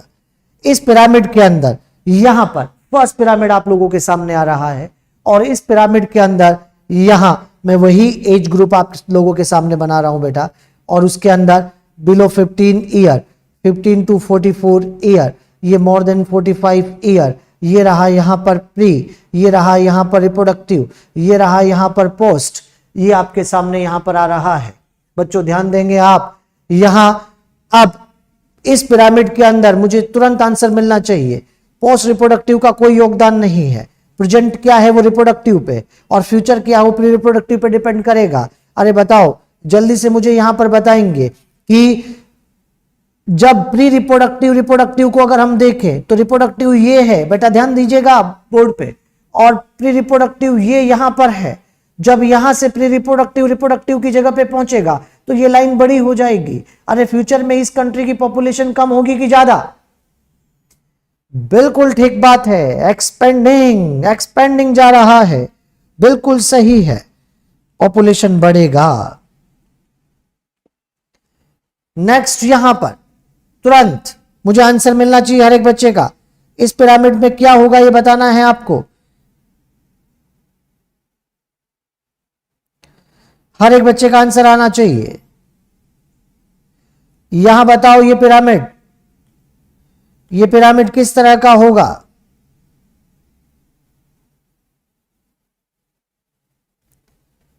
बहुत बढ़िया, ये स्टेबल हो रहा है क्योंकि प्री रिप्रोडक्टिव और रिप्रोडक्टिव दोनों एक जैसे है। तो जब प्री रिप्रोडक्टिव रिप्रोडक्टिव की जगह पे जाएंगे तो ये स्टेबल पिरामिड यहां पर आएगा। नेक्स्ट वाला पिरामिड में बनाता हूं बच्चों, यहां पर तुरंत मुझे आंसर मिलना चाहिए हर एक बच्चे का। ये रहा आपके सामने नेक्स्ट वाला, यहां पर ये प्री रिप्रोडक्टिव, ये रिप्रोडक्टिव और ये पोस्ट रिप्रोडक्टिव। अरे वेरी गुड वेरी गुड, यहां पर ये डिक्लाइनिंग हो रहा है। सब बच्चे पार्टिसिपेट कर रहे हैं, बहुत अच्छा लग रहा है मुझे देखकर, बहुत अच्छी बात है। यहां पर ये डिक्लाइनिंग हो रहा है क्योंकि प्री रिप्रोडक्टिव कम है बेटा, प्री रिप्रोडक्टिव कम है रिप्रोडक्टिव से। अगर ऐसा हो रहा है तो ये डिक्लाइनिंग होगा, फ्यूचर में पॉपुलेशन कम होगी। यहां पर अब एक बात याद रखना, शेप की बेसिस पर भी आपको ये क्लियर रहना चाहिए। शेप की बेसिस पर आप सब बच्चों को ये याद होना चाहिए कि इस तरह के शेप को आप आर्न शेप कहते हो। आर्न शेप बोले तो कलश के आकार का, उल्टा कलश करके रख दिया, उल्टा सुराही कलश कह दीजिए, इस तरह का पिरामिड यहां पर, ये बेल शेप यहां पर है, और ये वाला पिरामिड तो जो पिरामिडल है ही वो यहां पर होगा। चलिए तो फिर मैं एनसीईआरटी में पिरामिड पूछूंगा और आप सब बच्चों को बताना पड़ेगा। तुरंत पहले मैं एक काम करता हूं कि यहां पर ये हटा देता हूं ताकि तुरंत आप मुझे बता देंगे। पहला पिरामिड जल्दी बताओ, प्री रिप्रोडक्टिव रिप्रोडक्टिव से ज्यादा है, कौन सा बना हुआ है एनसीईआरटी में?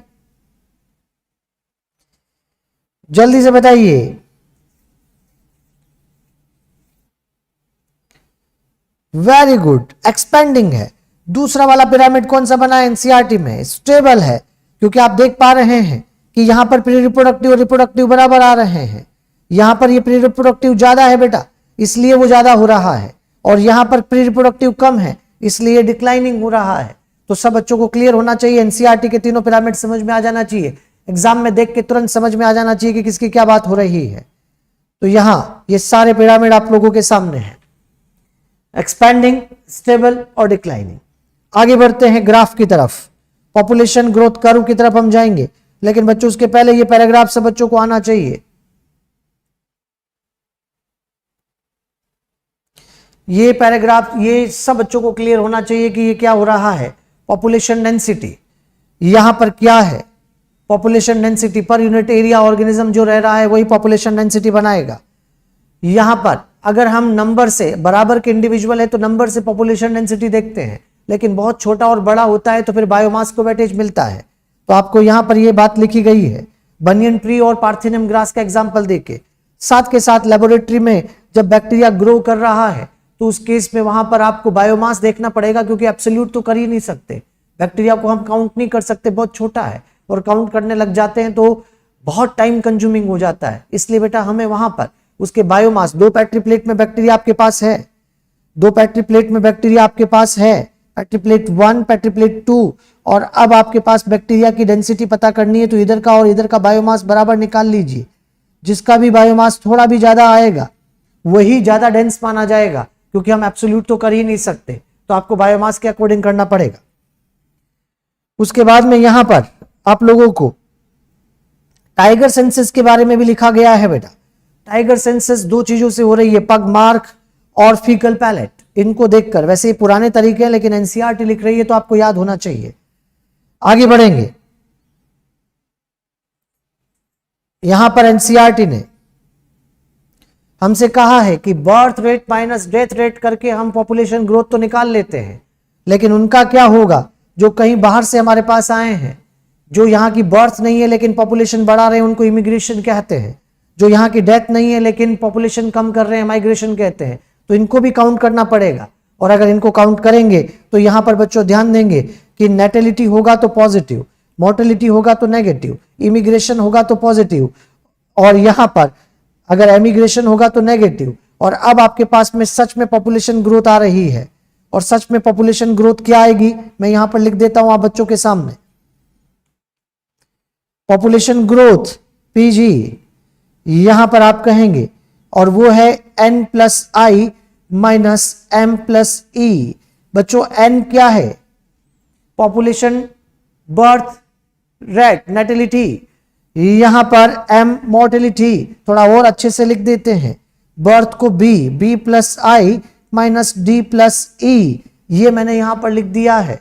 और अब अगर मैं आपसे पूछूं तो तुरंत मुझे आंसर मिलना चाहिए, किसी एरिया में b प्लस आई ज्यादा है d प्लस ई से, तो वहां की पॉपुलेशन ग्रोथ पॉजिटिव है कि नेगेटिव है? तुरंत आंसर कीजिए जल्दी।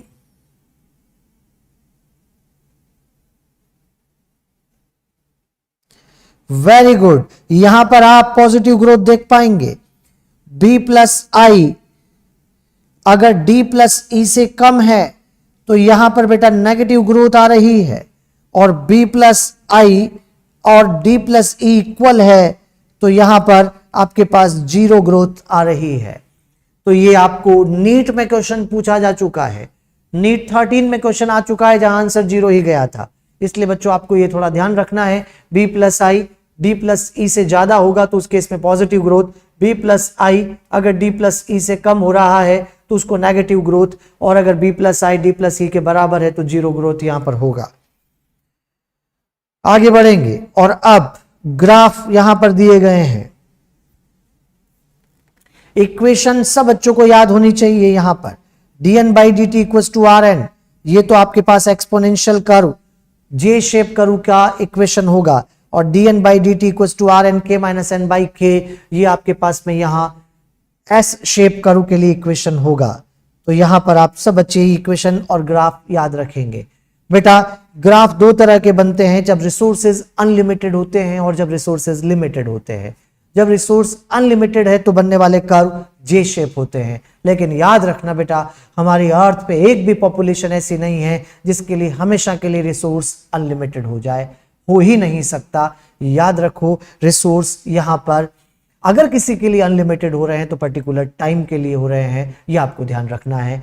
हमेशा के लिए तो एक भी पॉपुलेशन नहीं है जिसके लिए रिसोर्स अनलिमिटेड हो जाएगा।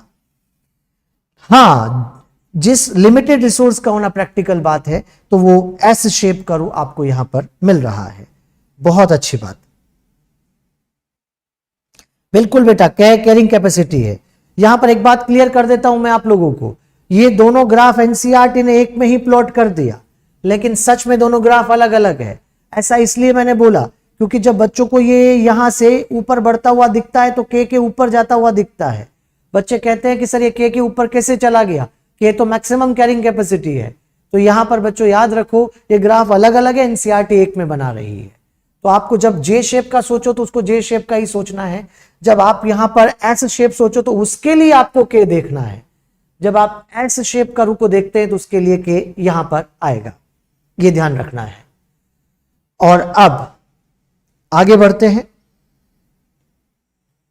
और नेक्स्ट अगर हम चलते हैं तो ये लाइफ हिस्ट्री वेरिएशन के एग्जाम्पल बेटा आपको आने चाहिए। मतलब हर एक ऑर्गेनिज्म ने अपने अपने सर्वाइवल के लिए पर्टिकुलर रिप्रोडक्टिव स्ट्रेटजी को डेवलप किया हुआ है, और पर्टिकुलर रिप्रोडक्टिव स्ट्रेटजी डेवलप की है उसमें कुछ ऐसे हैं जो लाइफ में एक ही बार रिप्रोड्यूस करते हैं, जैसे कि यहां पर आपको एग्जाम्पल दिया गया है बैम्बू का, आपको एग्जाम्पल दिया है पैसिफिक सैल्मन फिश का। यहां पर आपको आगे की तरफ कहा गया है कि जो एक से ज्यादा बार रिप्रोड्यूस करते हैं बर्ड मैमल, लेकिन बड़ी साइज के कम इंडिविजुअल बनाते हैं, और यहां पर जो छोटी साइज के ज्यादा इंडिविजुअल बनाते हैं उनको हम यहां पर देख सकते हैं एग्जाम्पल के अंदर। पेलेजिक फिशेस आ गई, ऑयस्टर्स आ गए, ये सब यहां पर है। बच्चों याद रखो जो बड़ी साइज के कम इंडिविजुअल बनाते हैं उनको के सेलेक्टेड कहा जाता है, और जो छोटी साइज के ज्यादा इंडिविजुअल बनाते हैं उनको आर सेलेक्टेड कहा जाता है। याद है ना आपको के सेलेक्टेड और आर सेलेक्टेड के बारे में? के सेलेक्टेड हम किसको कहते हैं, आर सेलेक्टेड किसको कहते हैं? के सेलेक्टेड मतलब स्टेबिलिटी ज्यादा, ग्रोथ रेट कम, और जिनकी स्टेबिलिटी कम, ग्रोथ रेट ज्यादा, वो आर सेलेक्टेड हो जाते हैं बेटा। यहां पर आपसे क्वेश्चन एनसीईआरटी पूछ रही है कि which is desirable for maximum fitness, तो आपको कहना है बड़ी साइज के कम इंडिविजुअल फिटनेस ज्यादा होती है, उनकी हम फिटनेस ज्यादा देखते हैं। उसके बाद में नेक्स्ट यहां पर आगे बढ़ेंगे और पॉपुलेशन इंटरेक्शन आ रहे हैं, जहां पर आपको ये लाइन थोड़ी सी कंफ्यूज करती है कि minimal communities many interactive linkages exist although all में नॉट बी रेडिली अपीरेंट। छोटी से छोटी कम्युनिटी के अंदर भी इंटरेक्शन होता है, हर इंटरेक्शन हम अपनी आंखों से दिख जाए जरूरी नहीं है, तो ये आपको एनसीईआरटी यहां पर समझा रही है। पेड़ से पत्ती टूटी, बैक्टीरिया खा रहा है, अरे क्या हमें दिख रहा है? नहीं, लेकिन इंटरेक्शन तो हो रहा है। तो बच्चों ध्यान देंगे आप, यहां पर हर छोटी से छोटी कम्युनिटी के अंदर इंटरेक्शन हो रहा है। बच्चों टेबल में जितने भी इंटरेक्शन दिए हैं सब आपको याद रखने हैं। यहां पर ऐसा मैंने इसलिए कहा क्योंकि नेक्स्ट पेज पे आपको लिखा है कि predation, parasitism, commensalism share a common character, interacting species live closely together. Closely together का मतलब होता है एरिया एक, हर बार फिजिकल अटैचमेंट ही हो जरूरी नहीं है, एरिया एक होना चाहिए। फिर आपका दूसरा क्वेश्चन होता है कि सर ये तीन ही आएंगे क्या, प्रीडेशन, पैरासिटिज्म और कॉमनसेलिज्म? नहीं बेटा, ये सारे आएंगे जो पीछे आपको एनसीईआरटी टेबल में दे रही है, ये सारे इंटरेक्शन यहां पर आएंगे। लेकिन एनसीईआरटी ने ओनली थोड़ी लिखा है, एनसीईआरटी तो बस जनरल आपको समझा रही है कि इंटरेक्शन होने के लिए एरिया एक होना जरूरी है। प्रीडेशन पहला इंटरेक्शन आता है जिसमें बट फोर का मतलब विदाउट लेना है आपको, बट फोर का मतलब विदाउट से लेना है, ये याद रखेंगे, विदाउट प्रीडेटर। और उसके बाद में प्रीडेशन के बाद नेक्स्ट बेटा यहां पर कंपटीशन आ रहा है, और कंपटीशन के अंदर ये वाली लाइन बच्चों को कंफ्यूज करती है। But evidence for such competitive exclusion occurring in nature is not always conclusive, strong and persuasive circumstantial evidence does exist however in some case the abandoned tortoise। मतलब ऐसा कहा गया है कि कॉम्पिटिटिव एक्सक्लूजन हर जगह देखने को नहीं मिलता है, हर जगह नहीं होता। एक्सक्लूजन इसलिए हर जगह नहीं होता क्योंकि नेचर में रिसोर्स पार्शनिंग भी होती है बेटा, हर जगह इसके एविडेंस नहीं मिलते हैं, नेचर में पार्शनिंग भी देखने को मिलती है। अगर एक्सक्लूजन देखना है तो आपको गैलोपेगोस आइलैंड पे जाके टोर्टोइज के बीच और गोट्स के बीच में देखना है, तो उसका एग्जांपल आप पढ़ चुके हैं यहां से। उसके बाद में बच्चों यहां पर आगे बढ़ेंगे तो कॉम्पिटिटिव रिलीज आ रहा है, और इसी का जो एग्जांपल आपको यहां कॉर्नेल का एक्सपेरिमेंट दिया गया है। लेकिन कॉर्नेल का एक्सपेरिमेंट में जो एनसीईआरटी लिख रही है वो एक्सक्लूजन है, पर बच्चों ये सच में देखा जाए तो ये एक्सपेरिमेंट रिलीज के लिए हुआ था। यहां मेरी बात आपको थोड़ी सी कॉन्ट्राडिक्ट लग रही होगी, कोई बात नहीं, अगर आपको थोड़ा सा कॉन्ट्राडिक्ट लग रहा है तो मैं आपको क्लियर कर देता हूं कि अगर डायरेक्ट क्वेश्चन आता है कि कॉर्नेल एक्सपेरिमेंट किसके लिए था तो आपका आंसर होगा कॉम्पिटिटिव रिलीज। लेकिन एनसीईआरटी की अगर यही लाइन उठ के आ जाती है तो फिर आपको आंसर देना पड़ेगा एक्सक्लूजन। मैं रीड कर लेता हूं क्या लिखा है एनसीईआरटी ने। एनसीईआरटी लिख रही है the larger and competitive superior barnacle Balanus dominate the intertidal area and exclude the smaller barnacle Chthamalus from that zone. Exclude लिखा है तो ये तो एक्सक्लूजन ही हो जाएगा। बच्चों एक जल्दी मुझे आंसर करो, मुझे चैट बॉक्स में दिखना चाहिए सब बच्चों का। In general herbivore In general, herbivore and plant appear to be more adversely affected by competition than carnivore. क्या मतलब है इसका कि प्लांट्स ज्यादा कंपटीशन झेलते हैं हर्बियोर और कार्निवोर के कंपैरिजन में। क्यों? आंसर कीजिए तुरंत मुझे। हर्बियोर और कार्निवोर के कंपैरिजन में प्लांट ज्यादा कंपटीशन क्यों झेलते हैं?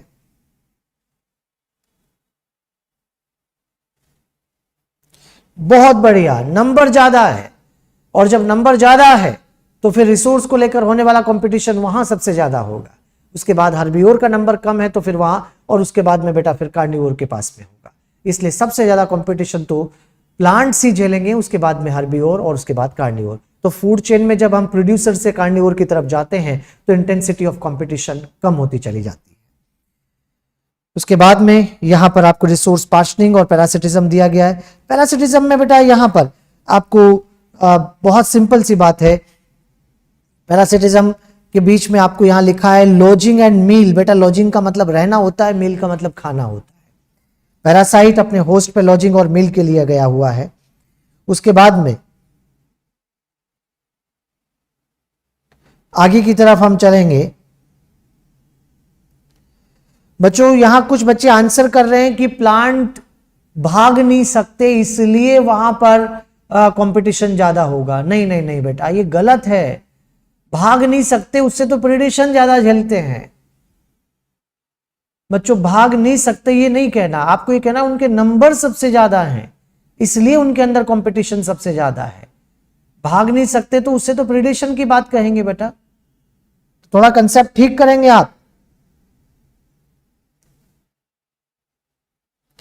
उसके बाद में पैरासिटिज्म, और पैरासिटिज्म में नेक्स्ट पेज पे आपको क्वेश्चन पूछा है, और वो क्वेश्चन है कि do you believe that an ideal parasite should be able to thrive within the host without harming it. आप कहिए नहीं, ऐसा कोई भी पैरासाइट नहीं है जो अपने होस्ट को नुकसान पहुंचाए बिना रह जाए। हो ही नहीं सकता, हर पैरासाइट अपने होस्ट को नुकसान पहुंचाता है। Then why didn't natural selection lead to the evolution of such totally harmless parasite. तो फिर नेचुरल सिलेक्शन में ऐसा क्यों नहीं हुआ कि हार्मलेस पैरासाइट बने हो? तो आपको कहना है कि नेचुरल सिलेक्शन में सारे हार्मलेस पैरासाइट नहीं बने हैं, कुछ बने हैं, लेकिन वो रिलेशन यहां पर पैरासिटिज्म नहीं कॉमेंसलिज्म बन गया। रिपीट करूंगा, एक बार फिर सुन लो।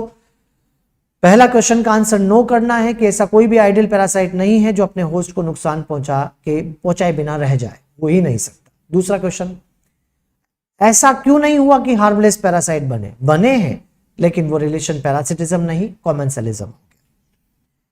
बहुत बढ़िया। उसके बाद में नेक्स्ट आगे आपसे पूछा गया, ये बताया जा रहा है कि female mosquito not consider parasite. ध्यान रखना है बेटा आपको, ये हमारे ब्लड का यूज करती है लेकिन सिर्फ अपनी बॉडी को गर्म रखने के लिए, अपने एग्स को इंक्यूबेट करने के लिए।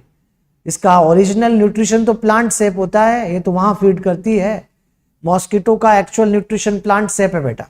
हमारे ब्लड का यूज सिर्फ अपनी बॉडी को वार्म करने के लिए, अपने एग्स को इंक्यूबेट करने के लिए करती है, ये ध्यान रखेंगे।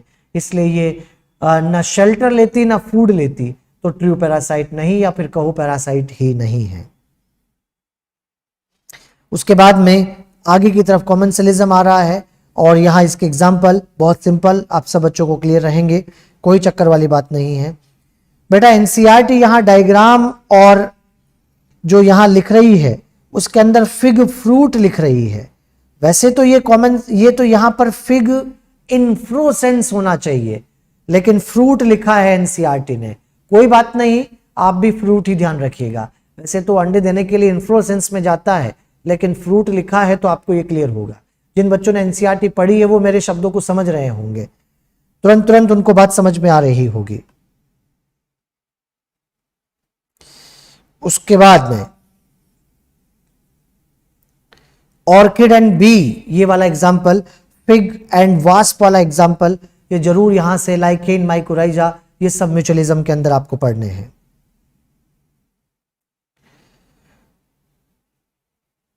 उसके बाद आगे बढ़ते हैं तो ये चैप्टर हमारे पास 13 कंप्लीट हो गया है एनसीईआरटी से।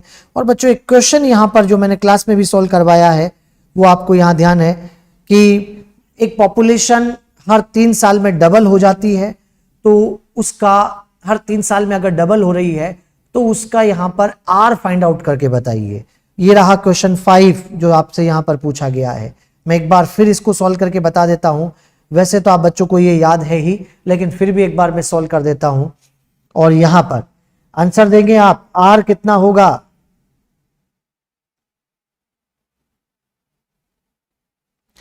यहां पर मान लीजिए इफ प्रेजेंट पॉपुलेशन x है तो 3 साल बाद 2x हो जाएगा। यहां पर आप अगर ये 2x हो रहा है तो एक्सपोनेंशियल जा रहा है, एक्सपोनेंशियल की इक्वेशन लगाएंगे, nt equals to n naught ERT, nt 2x यहां पर, उसके बाद में n नॉट x E3R। सब बच्चों को क्लियर है? उसके बाद में आगे बढ़ेंगे तो x चला गया, दोनों तरफ log ले लो, log 2 equals to 3R log E। बच्चों log बेस E है ये, और log बेस E पर E1, और यहां पर log बेस E पर 2 को क्या मैं ln2 लिख दूं इक्वल्स टू 3R। और अब आप देखेंगे तो ln2 की वैल्यू 0.69, 0.3010 log बेस 10 पर है बेटा, ये log बेस E है, यहां पर 0.69 और 3R, तो R इक्वल्स टू 0.69 बाई 3, 0.23 आपका आंसर आ रहा है। 0.23 आपका आंसर यहां पर आ रहा है।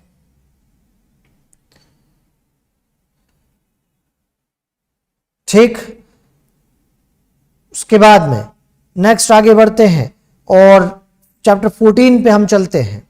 चैप्टर 13 कंप्लीट हो चुका है, चैप्टर 14 पे हम आ गए, और चैप्टर 14 में बेटा यहां पर इकोसिस्टम की बातें हो रही है। इकोसिस्टम का आपको यहां से ओवरव्यू लेना है, और अगले पेज पर इकोसिस्टम की स्ट्रक्चर एंड फंक्शन आपको दिया गया है, और यहां पर आपको लिखा है कि interaction of biotic and abiotic component result in the physical structure and characteristic of each type of ecosystem. बात सही है, जब बायोटिक और एबायोटिक का इंटरेक्शन होता है तभी तो इकोसिस्टम बनता है। अब अगर पानी का फाइटोप्लैंक्टन से इंटरेक्शन है तो फाइटोप्लैंक्टन और पानी पॉन्ड होगा, लेक होगी। स्ट्रक्चर समझ में आ रही है? ट्री अगर है तो वो फॉरेस्ट होगा, ग्रास अगर है तो ग्रासलैंड होगा। तो स्ट्रक्चर डिटरमाइन होता है बायोटिक एबायोटिक इंटरेक्शन से। यहां पर आप अगर आइडेंटिफिकेशन और एनुमरेशन, बेटा एनुमरेशन का मतलब लिस्टिंग करना, लिस्ट बनाना होता है, लिस्टिंग करना एनुमरेशन कहलाता है। अगर आप लिस्टिंग करते हैं एक इकोसिस्टम की और दूसरे इकोसिस्टम के प्लांट और एनिमल और माइक्रोब की लिस्ट बनाते हैं तो एग्जैक्ट सेम नहीं हो सकती, क्योंकि दोनों इकोसिस्टम अलग है, तो बायोटिक एबायोटिक भी अलग अलग होगा। उसके बाद में नेक्स्ट यहां पर आ रहा है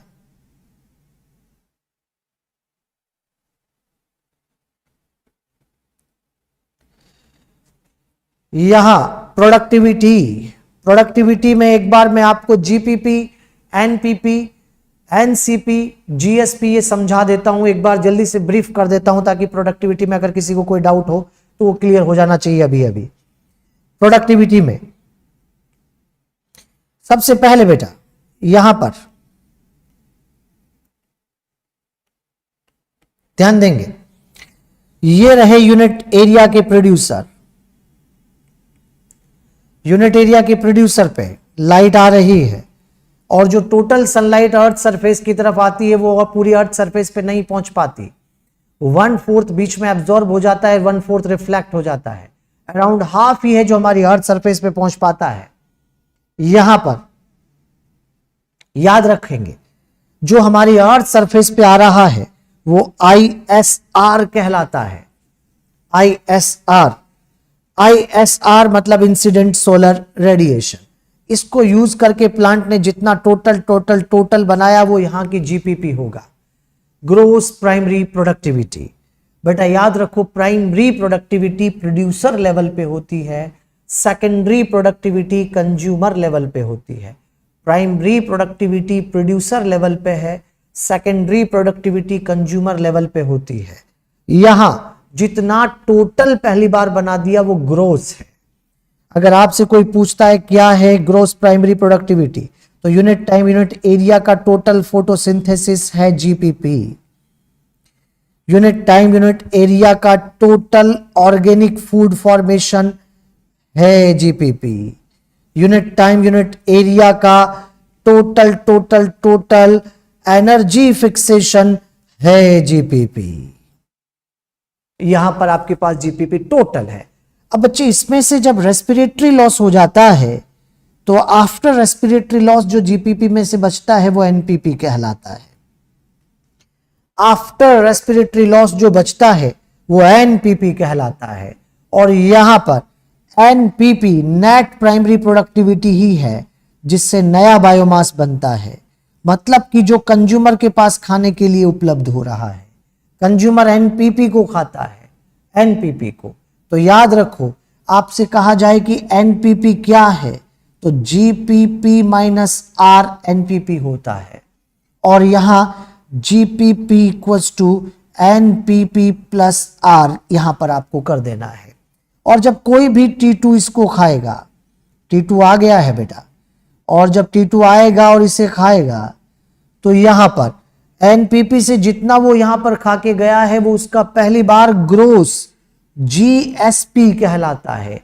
ग्रोस सेकेंडरी प्रोडक्टिविटी यहां पर हो रही है। सेकेंडरी क्यों कहा?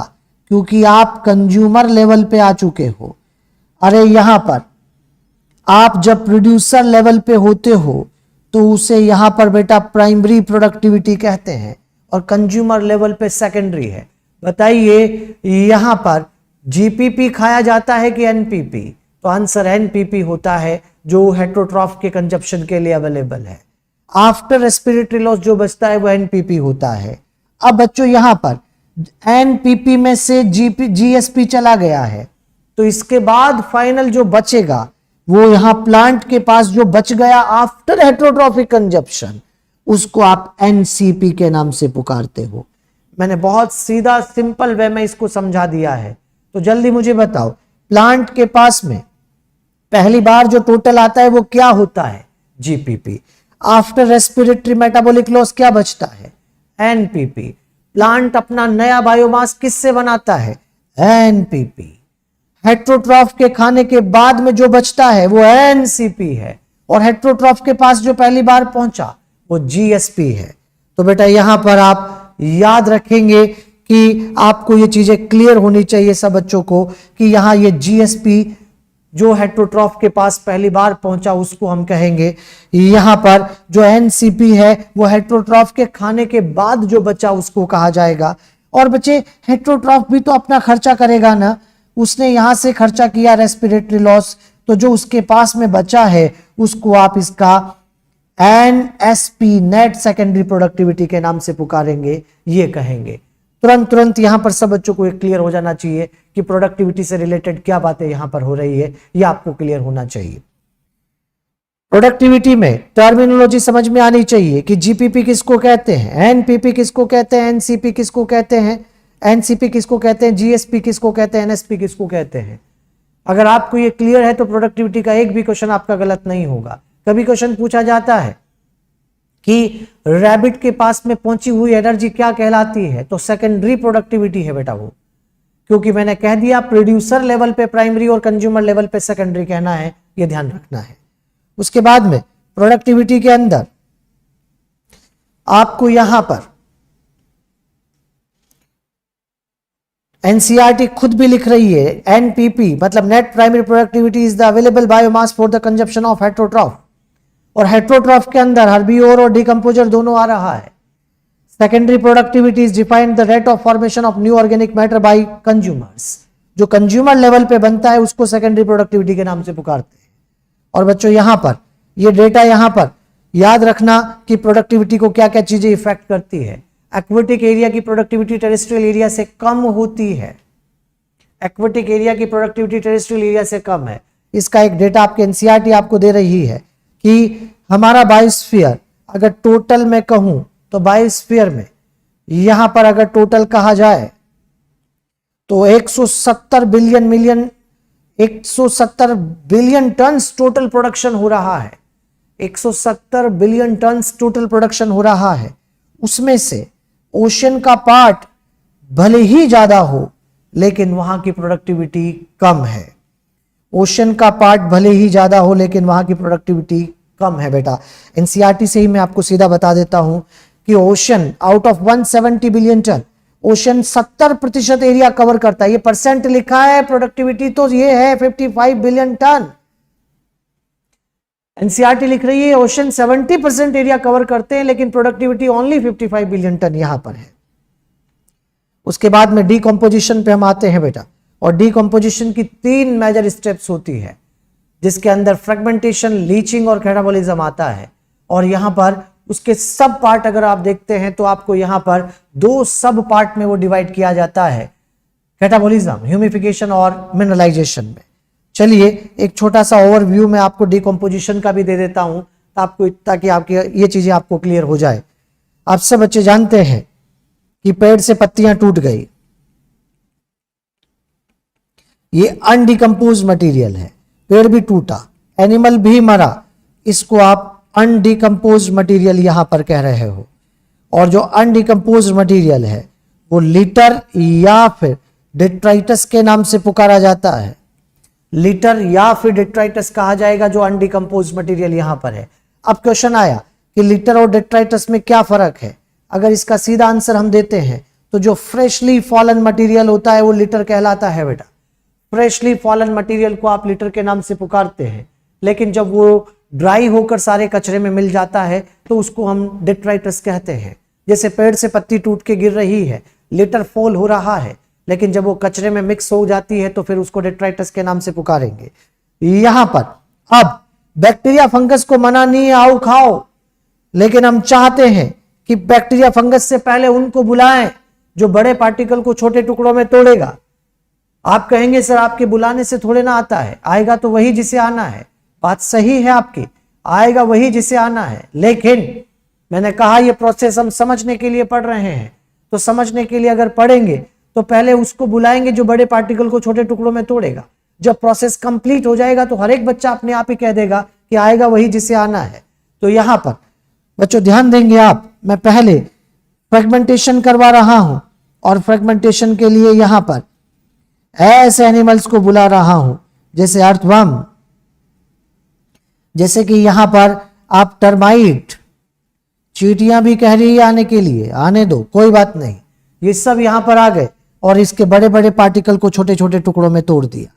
और जब बड़े पार्टिकल छोटे टुकड़ों में टूट जाएंगे तो इसे आप यहां पार्शियल डिकम्पोज्ड डफ के नाम से पुकारते हैं। ऐसा होने से बैक्टीरिया फंगस का फायदा हो गया। अच्छा जल्दी से मुझे चैट बॉक्स में बताओ बैक्टीरिया फंगस का क्या फायदा हो गया ऐसा होने से।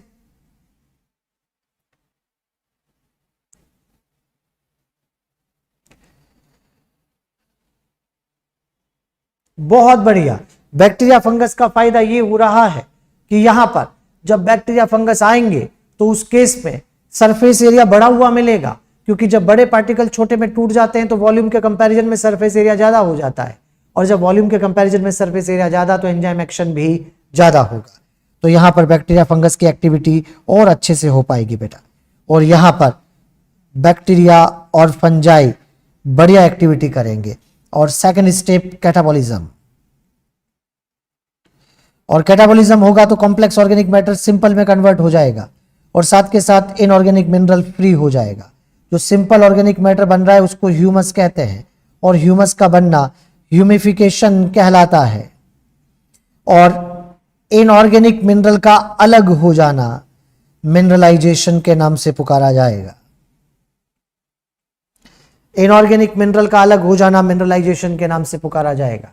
तो यहां पर ह्यूमिफिकेशन और मिनरलाइजेशन, अचानक तेज बरसात, और जब तेज बरसता है तो वाटर सॉल्युबल इनऑर्गेनिक मिनरल नीचे की तरफ चला जाएगा, और जब वाटर सॉल्युबल इनऑर्गेनिक मिनरल नीचे की तरफ जाएगा तो उसे आप यहां पर लीचिंग के नाम से पुकारेंगे बेटा, लीचिंग कह रहे हैं। तो आपके सामने फ्रेगमेंटेशन आया, कैटाबॉलिज्म आया, ह्यूमिफिकेशन आया, मिनरलाइजेशन आया और लीचिंग आया। सारी स्टेप्स आ गई है, लेकिन बच्चों ध्यान दीजिए लीचिंग के अंदर इनऑर्गेनिक मिनरल मैंने लिखा, लेकिन मैं आपको याद दिला दूं एनसीईआरटी नहीं लिख रही, लेकिन याद रखना लीचिंग में डाउनवर्ड मूवमेंट सिर्फ इनऑर्गेनिक की नहीं ऑर्गेनिक की भी होती है। मैक्सिमम इनऑर्गेनिक जाता है, लेकिन कुछ ऑर्गेनिक भी जाएगा, ये ध्यान रखना है। अगर आपसे क्वेश्चन पूछा जाता है कि लीचिंग में डाउनवर्ड मूवमेंट होती हो, इनऑर्गेनिक ऑर्गेनिक बोथ, तो आंसर बोथ करना है। लेकिन अगर इनऑर्गेनिक और ऑर्गेनिक में वेटेज देना पड़ जाए तो आपको फिर यहां पर इनऑर्गेनिक को करना है, क्योंकि मैक्सिमम इनऑर्गेनिक जा रहा है, यह ध्यान रखना है बेटा। यहां पर वैसे तो सारी स्टेप्स आ गई है, लेकिन अगर एनसीईआरटी की सीक्वेंस की बात करता हूं तो एनसीईआरटी पहले फ्रेगमेंटेशन, फिर उसके बाद में लीचिंग, फिर उसके बाद में कैटाबॉलिज्म, इस तरह से समझा रही है। यहां कोई दिक्कत नहीं, एनसीईआरटी खुद कह रही है कि डिकम्पोजिशन के अंदर सारी स्टेप्स, जितनी भी स्टेप्स हो रही है साइमल्टेनियसली होती है।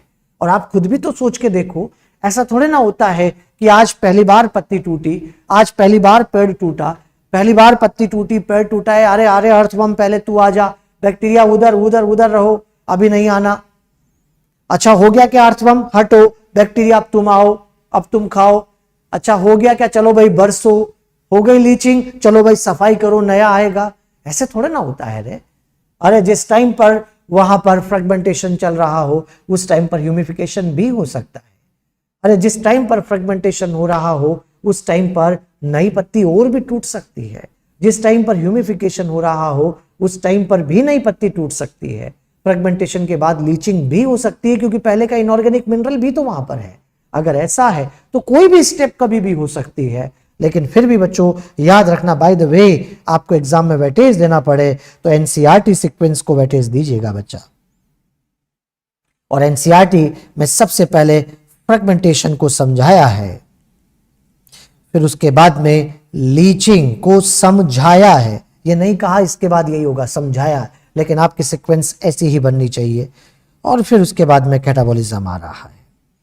कैटाबॉलिज्म के दो सब पार्ट होते हैं, ह्यूमिफिकेशन और मिनरलाइजेशन। ये दो सब पार्ट यहां पर है। तो एनसीईआरटी से आपको ये पढ़ना है। यहां पर एनसीईआरटी ने ह्यूमस की क्वालिटी भी आपको मेंशन की है बेटा, कि ह्यूमस डार्क कलर्ड होता है, कोलोइडल होता है, एमॉर्फस। एमॉर्फस का मतलब नॉन क्रिस्टलाइन। और पहली बार जब ह्यूमस तैयार हो जाता है तो ह्यूमस पे वो माइक्रोब अब एक्टिविटी नहीं कर पाएगा जो ह्यूमिफिकेशन करवा रहा है, क्योंकि ह्यूमिफिकेशन वाला तो ह्यूमस बनवाता है। अरे आगे अगर उस पर कोई काम करेगा तो इनऑर्गेनिक मिनरल बनाने वाला करेगा। तो याद रखो, ह्यूमस भी अल्टीमेट पड़ा पड़ा इनऑर्गेनिक मिनरल में ही टूटता है। एक दिन ह्यूमस भी इनऑर्गेनिक मिनरल में ही जाएगा, उसे मिनरलाइजेशन के नाम से आप करेंगे। तो यहाँ ये डायग्राम भी आपके सामने है, जिसमें आप बच्चे देख पा रहे हैं कि पेड़ से पत्ती टूटी, अर्थवर्म ने खाया, फिर बीच में बैक्टीरिया फंगस आ गए। बैक्टीरिया नहीं दिख रहे बेटा, बैक्टीरिया कैसे दिखेंगे, वो तो माइक्रोस्कोपिक है। फिर वापस अर्थवर्म आ गया। अरे ये दोबारा क्या लेने आया है, क्योंकि एनसीईआरटी ने आपको समझाया है ना कि डीकंपोजर्स का डीकंपोजिशन भी डीकंपोजर्स ही करते हैं।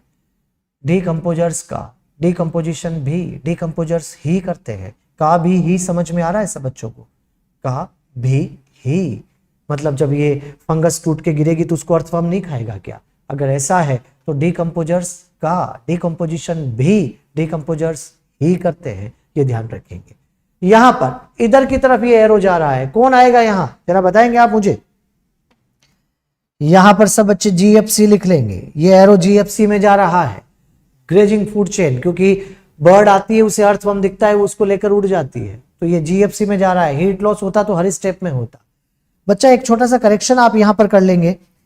Leaves partially consumed by decomposer such as fungi and bacteria, they begin to lose form and become litter लिखा है, इसको काट के यहां डफ कर लेना है। डफ कर लेना है, क्योंकि पार्शियल कंज्यूम होने के बाद तो डफ ही बनता है, लेटर तो फ्रेशली फॉलन होता है। तो इस तरह से डिकम्पोजिशन भी आप यहां से कर पड़ेंगे। और बहुत इंपॉर्टेंट है बेटा ये वाला पार्ट बहुत नीट पॉइंट ऑफ व्यू से आपके लिए बहुत इंपॉर्टेंट बन जाता है। ये आप सब बच्चे यहां पर ध्यान रखेंगे। Factors affecting decomposition, temperature, moisture, oxygen की प्रेजेंस, एब्सेंस, यहां पर किस तरह के सब्सटेंसेस है, ये नाइट्रोजन और शुगर रिच है तो फास्ट डिकम्पोजिशन है, लिग्निन, सुबेरिन, काइटिन है तो स्लो है। ये आपको जरूर यहां से रीड करना है बेटा, इससे क्वेश्चन आता है। ये पिछली बार भी लास्ट ईयर ही ये क्वेश्चन पूछा गया जिसके अंदर वहां पर आपको ये कहा गया था, जिसमें लिग्निन, सुबेरिन, काइटिन, इस तरह के सब्सटेंसेस, नाइट्रोजन रिच सब्सटेंसेस की बातें हो रही थी। तो आपको ये जरूर पढ़ लेना है बेटा। यहां एक बात लिखी गई है कि low temperature and anaerobiasis inhibit decomposition resulting in build up of organic matter।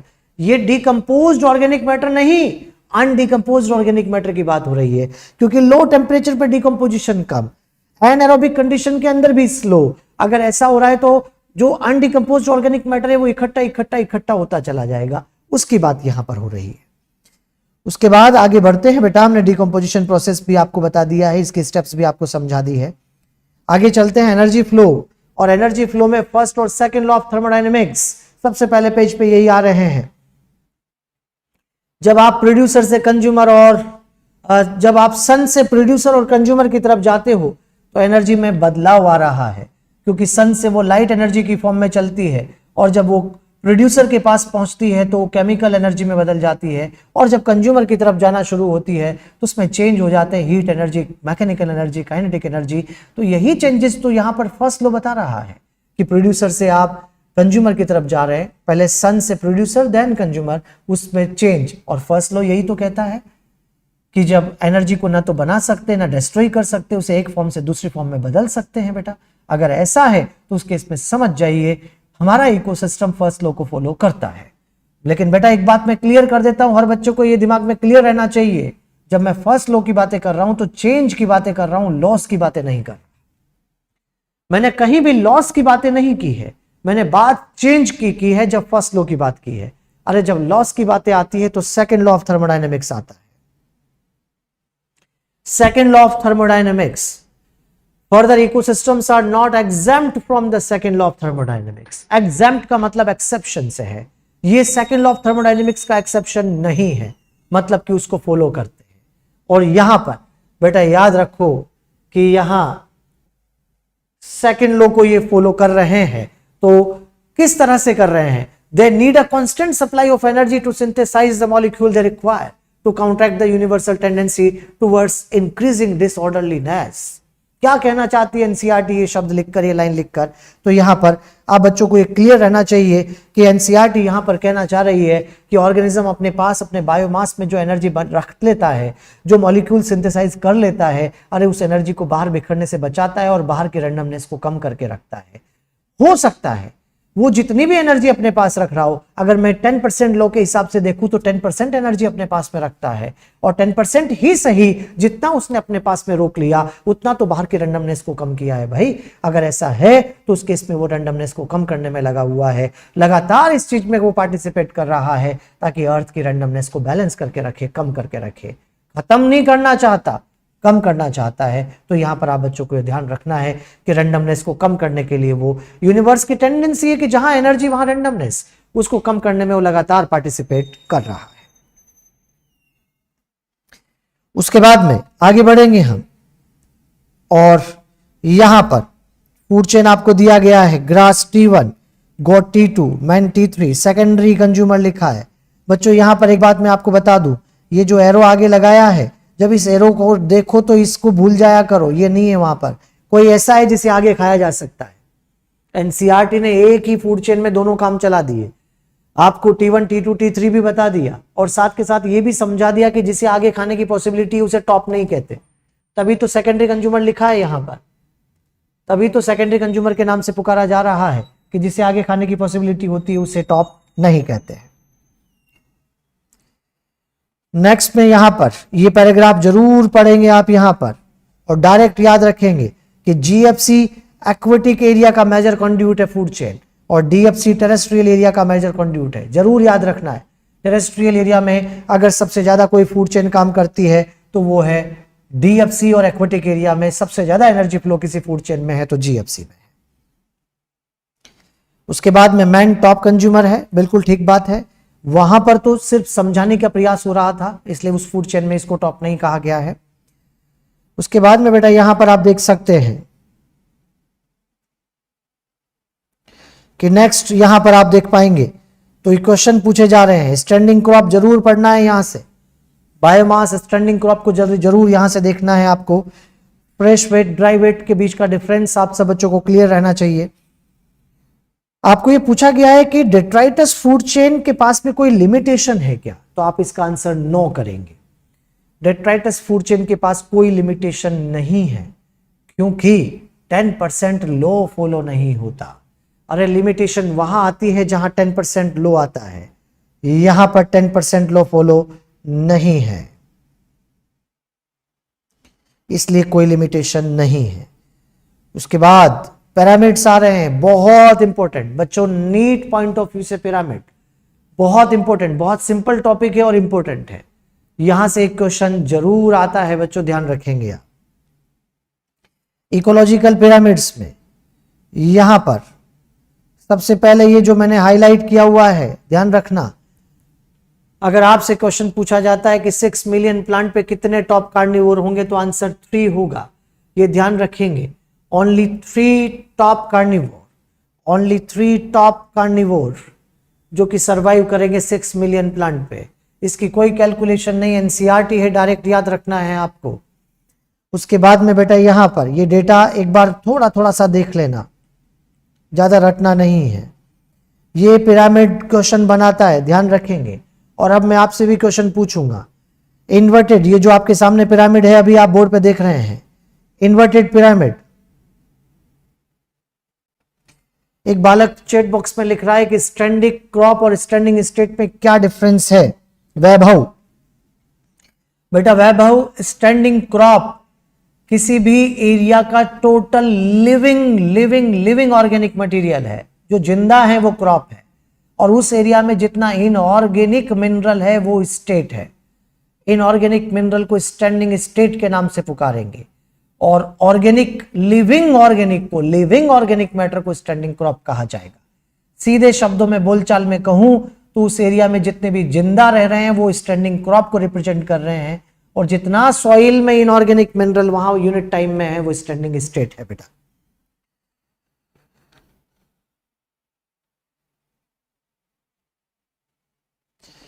उसके बाद में चलिए question, inverted pyramid of biomass, small standing crop of phytoplankton support large standing crop of जूप्लैंक्टन आपके सामने दिख रहा है। अगर मैं इस क्वेश्चन के आगे हाउ क्वेश्चन पूछता हूं, कैसे, standing crop, small standing crop जो फाइटोप्लैंक्टन की है वो लार्ज स्टैंडिंग क्रॉप ऑफ जूप्लैंक्टन को सपोर्ट कैसे करवा रही है, इसका क्या आंसर देंगे आप? बिल्कुल ठीक बात, मैं समझ गया आप क्या कहना चाहते हो। High multiplication power, multiplication power बहुत ज्यादा है इसलिए सपोर्ट हो रहा है बेटा, ये ध्यान रखेंगे। क्योंकि यहां मल्टीप्लिकेशन ज्यादा होगा तो जो थोड़ा बचता है वो थोड़ी देर में वापस ग्रो करके बहुत ज्यादा हो जाता है, इसलिए सपोर्ट करवा रहे हैं। अगला एनर्जी पिरामिड आपके पास है, और इस एनर्जी पिरामिड में बच्चों याद रखना, ये अगर किसी को याद नहीं हो, कि सन से प्रोड्यूसर के पास 1% जाता है, 1 to 5 होता है, लेकिन 5 तो मैक्सिमम है ना, मिनिमम लेके चलना है जो हमेशा होता है 1। उसके बाद में 10% और 10%, ये आपको कहना है। तो सन टू पीपी 1%, 1 to 5% होता है, लेकिन आपको 1 लेके कहना है। अच्छा जल्दी बताओ, ISR का कितना परसेंट फोटोसिंथेसिस होता है? तो 1 to 5%। तो फिर पार का कितना परसेंट होता है? 2 to 10%। क्योंकि ISR से देखते हैं तो 100 से देखते हैं, और पार से देखते हैं तो 50 से देखते हैं, इसलिए ऐसा आ रहा है। तो यहां पर अगर आपसे पूछा जाए सन से लाइट आ रही है, तो पहले प्रोड्यूसर, सन से प्रोड्यूसर 1% लेना, उसके बाद आगे 10% लो लगाना। यहां लिखा है अ गिवन ऑर्गेनिज्म में occupy more than 1 trophic level simultaneously. Given organism अगर लिखा है तो ये इंसेक्टिवरस प्लांट है, जो प्रोड्यूसर भी है और सेकेंडरी कंज्यूमर भी है। यहां पर बेटा अगर आपको लिखा है कि गिवन स्पीसीज में occupy more than 1 trophic level, तो ये स्पैरो है, जो कि सीड भी खाती है और इंसेक्ट भी खाती है बेटा। अगर सिंगल ऑर्गेनिज्म एक ही टाइम पर एक से ज्यादा जगह पर है तो इंसेक्टिवरस प्लांट, और अगर स्पीसीज है तो स्पैरो। आगे की तरफ लिखा है, can you work out how many trophic level human being function in a food chain. Food chain में तो एक ही जगह आएगा एक बार पे, लेकिन अलग अलग फूड चेन में वो T2, T3, T4 हो सकता है। There are exception to this generalization, ये चार्ल्स एल्टन की बात हो रही है। There are exception to this generalization, Charles Elton की बात हो रही है। चार्ल्स एल्टन का कुछ एक्सेप्शन, जैसे चार्ल्स एल्टन कहा करते थे कि पिरामिड का शेप या तो अपराइट या इन्वर्टेड, लेकिन यहां पर शेप नया आ रहा है। अगर आप इस तरह के शेप को बना रहे हैं कि ट्री पर इंसेक्ट, क्या है यहां की फूड चेन, ट्री है, उसके ऊपर इंसेक्ट है, tree, insects, small insectivorous bird और लार्ज बर्ड। तो याद रखना, ट्री पर इंसेक्ट आए हैं तो एक ट्री, 500 इंसेक्ट, 10 छोटी और 2 बड़ी। तो यहां पर आपके पास जो पिरामिड का शेप बनेगा वो कुछ ऐसा हो जाएगा। यहां ये आप देख सकते हैं,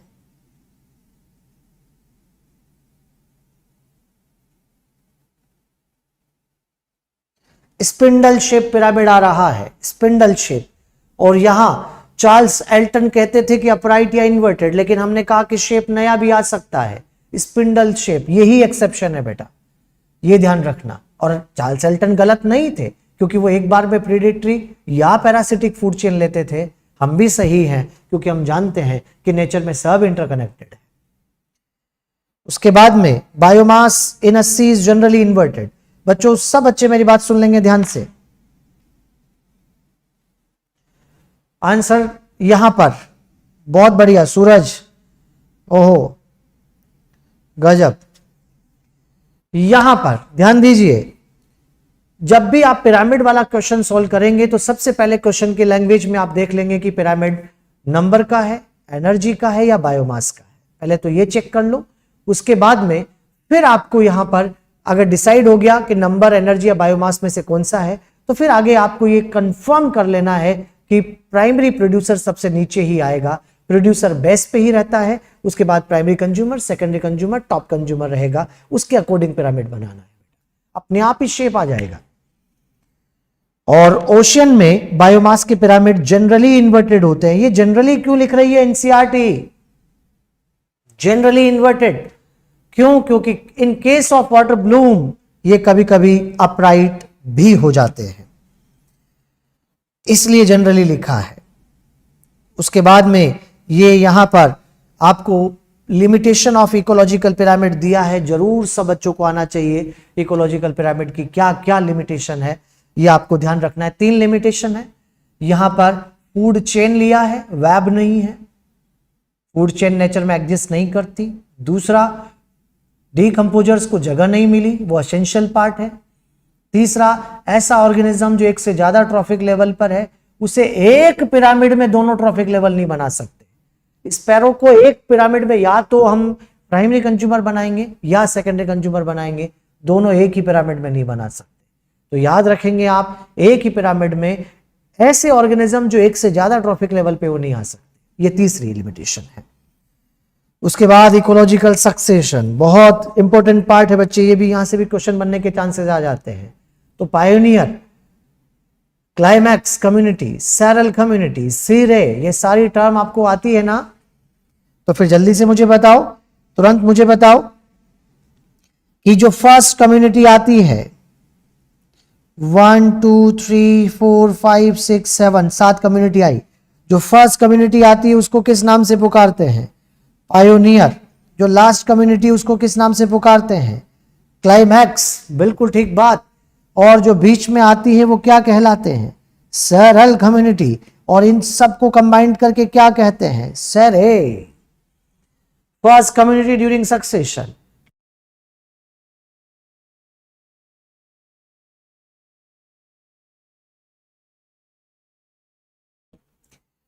यहां पर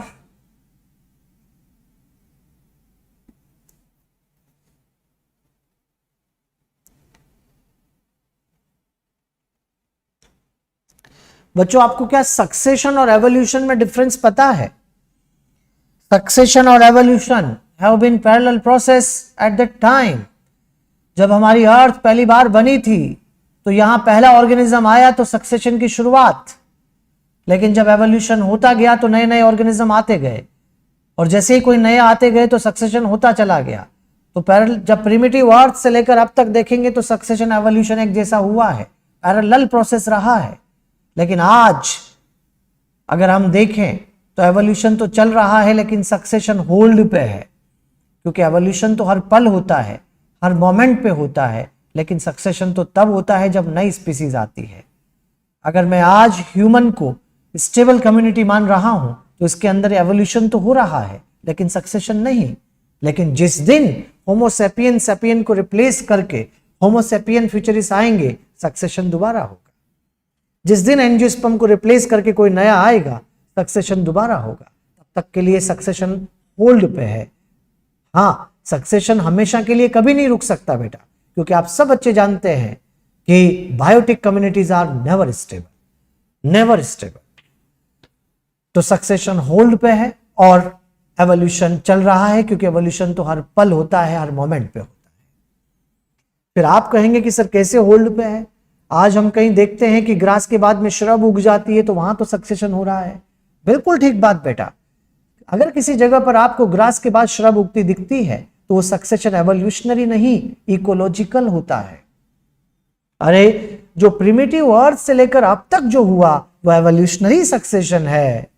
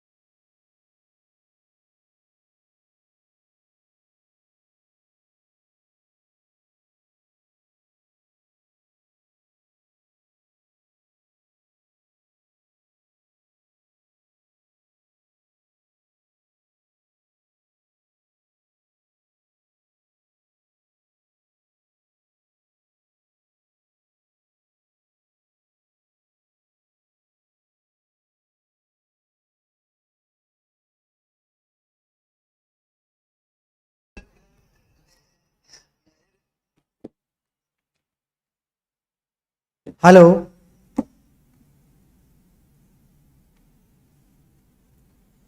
बच्चों अब दिख रहा हूं मैं आपको?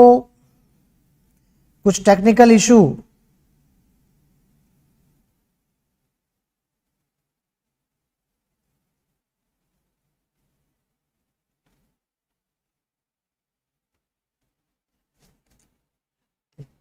कुछ टेक्निकल इशू की वजह से ये प्रॉब्लम हुई, लेकिन हम वापस आपके सामने आ चुके हैं।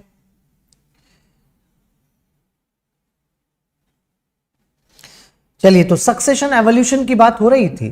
तो प्रिमिटिव अर्थ से लेकर अब तक जो हमारी अर्थ पे हुआ वो प्रिमिटिव अर्थ से लेकर अब तक एवोल्यूशनरी सक्सेशन है। लेकिन आज हमारी अर्थ पे जो हो रहा है किसी एरिया किसी कोने पे, वो इकोलॉजिकल सक्सेशन है बेटा। एवोल्यूशनरी सक्सेशन और इकोलॉजिकल सक्सेशन में डिफरेंस है। इकोलॉजिकल सक्सेशन में वो स्पीसीज आ रही है जो पहले कभी अर्थ पे आ चुकी है।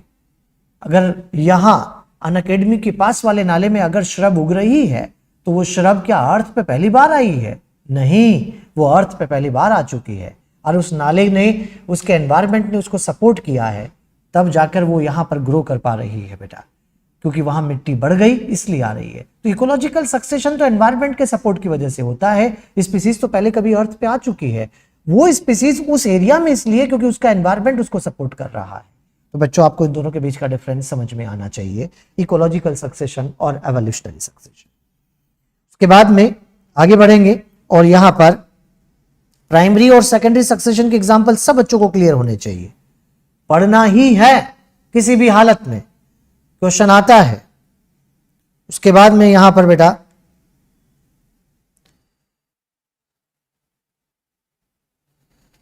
सक्सेशन इन प्लांट, ये यहां से रीड जरूर करना है और ये सारी स्टेप्स को देखना है। यहां से यहां पर जो स्टेप्स दी गई है उसमें और डायग्राम में जो दिया है उसमें डिफरेंस है। डायग्राम के अंदर आपको फाइटोप्लैंक्टन, सबमर्ज्ड और सबमर्ज्ड के बाद में फ्री फ्लोटिंग आ गया, जबकि यहां पर थ्योरी में आपको, थ्योरी के अंदर आपको यहां पर पहले रूटेड फ्लोटिंग लिखा है, उसके बाद फ्री फ्लोटिंग लिखा है। तो थ्योरी बेस्ड क्वेश्चन आता है तो रूटेड फ्लोटिंग को इंक्लूड करना है, और डायग्राम बेस्ड क्वेश्चन आता है तो उसके अंदर आपको नहीं करना, क्योंकि डायग्राम तो वैसा ही बनाना है जैसा एनसीईआरटी बना रही है। तो बच्चों यहां पर ये सक्सेशन इस तरह से कंप्लीट हो गया। और अब न्यूट्रिएंट साइक्लिंग और चैप्टर 15 और 16 कल वाले लेक्चर में मैं लूंगा। आज के लिए इतना ही ठीक है, क्योंकि 2 घंटे की क्लास आज हमें मिली थी और आप बच्चों के साथ, जैसा आप जानते हैं हमेशा की तरह टाइम का पता ही नहीं लगता, तुरंत ही 2 घंटे निकल गए। और अगर ऐसा है तो अब आगे की चर्चा हम कल 7 बजे दोबारा करेंगे। 7 से 9 के बीच में कल इकोलॉजी कंप्लीट करेंगे एनसीईआरटी। और आप भी बच्चे एक्टिव रहें और अपने डाउट्स जो भी आपके हैं वो आप मुझे चैट बॉक्स में डालें, उसका आंसर आपको जरूर मिलेगा बेटा। तो आज के लिए इतना ही ठीक है, आज हम इतना ही यहां पर कर रहे हैं। Thank you.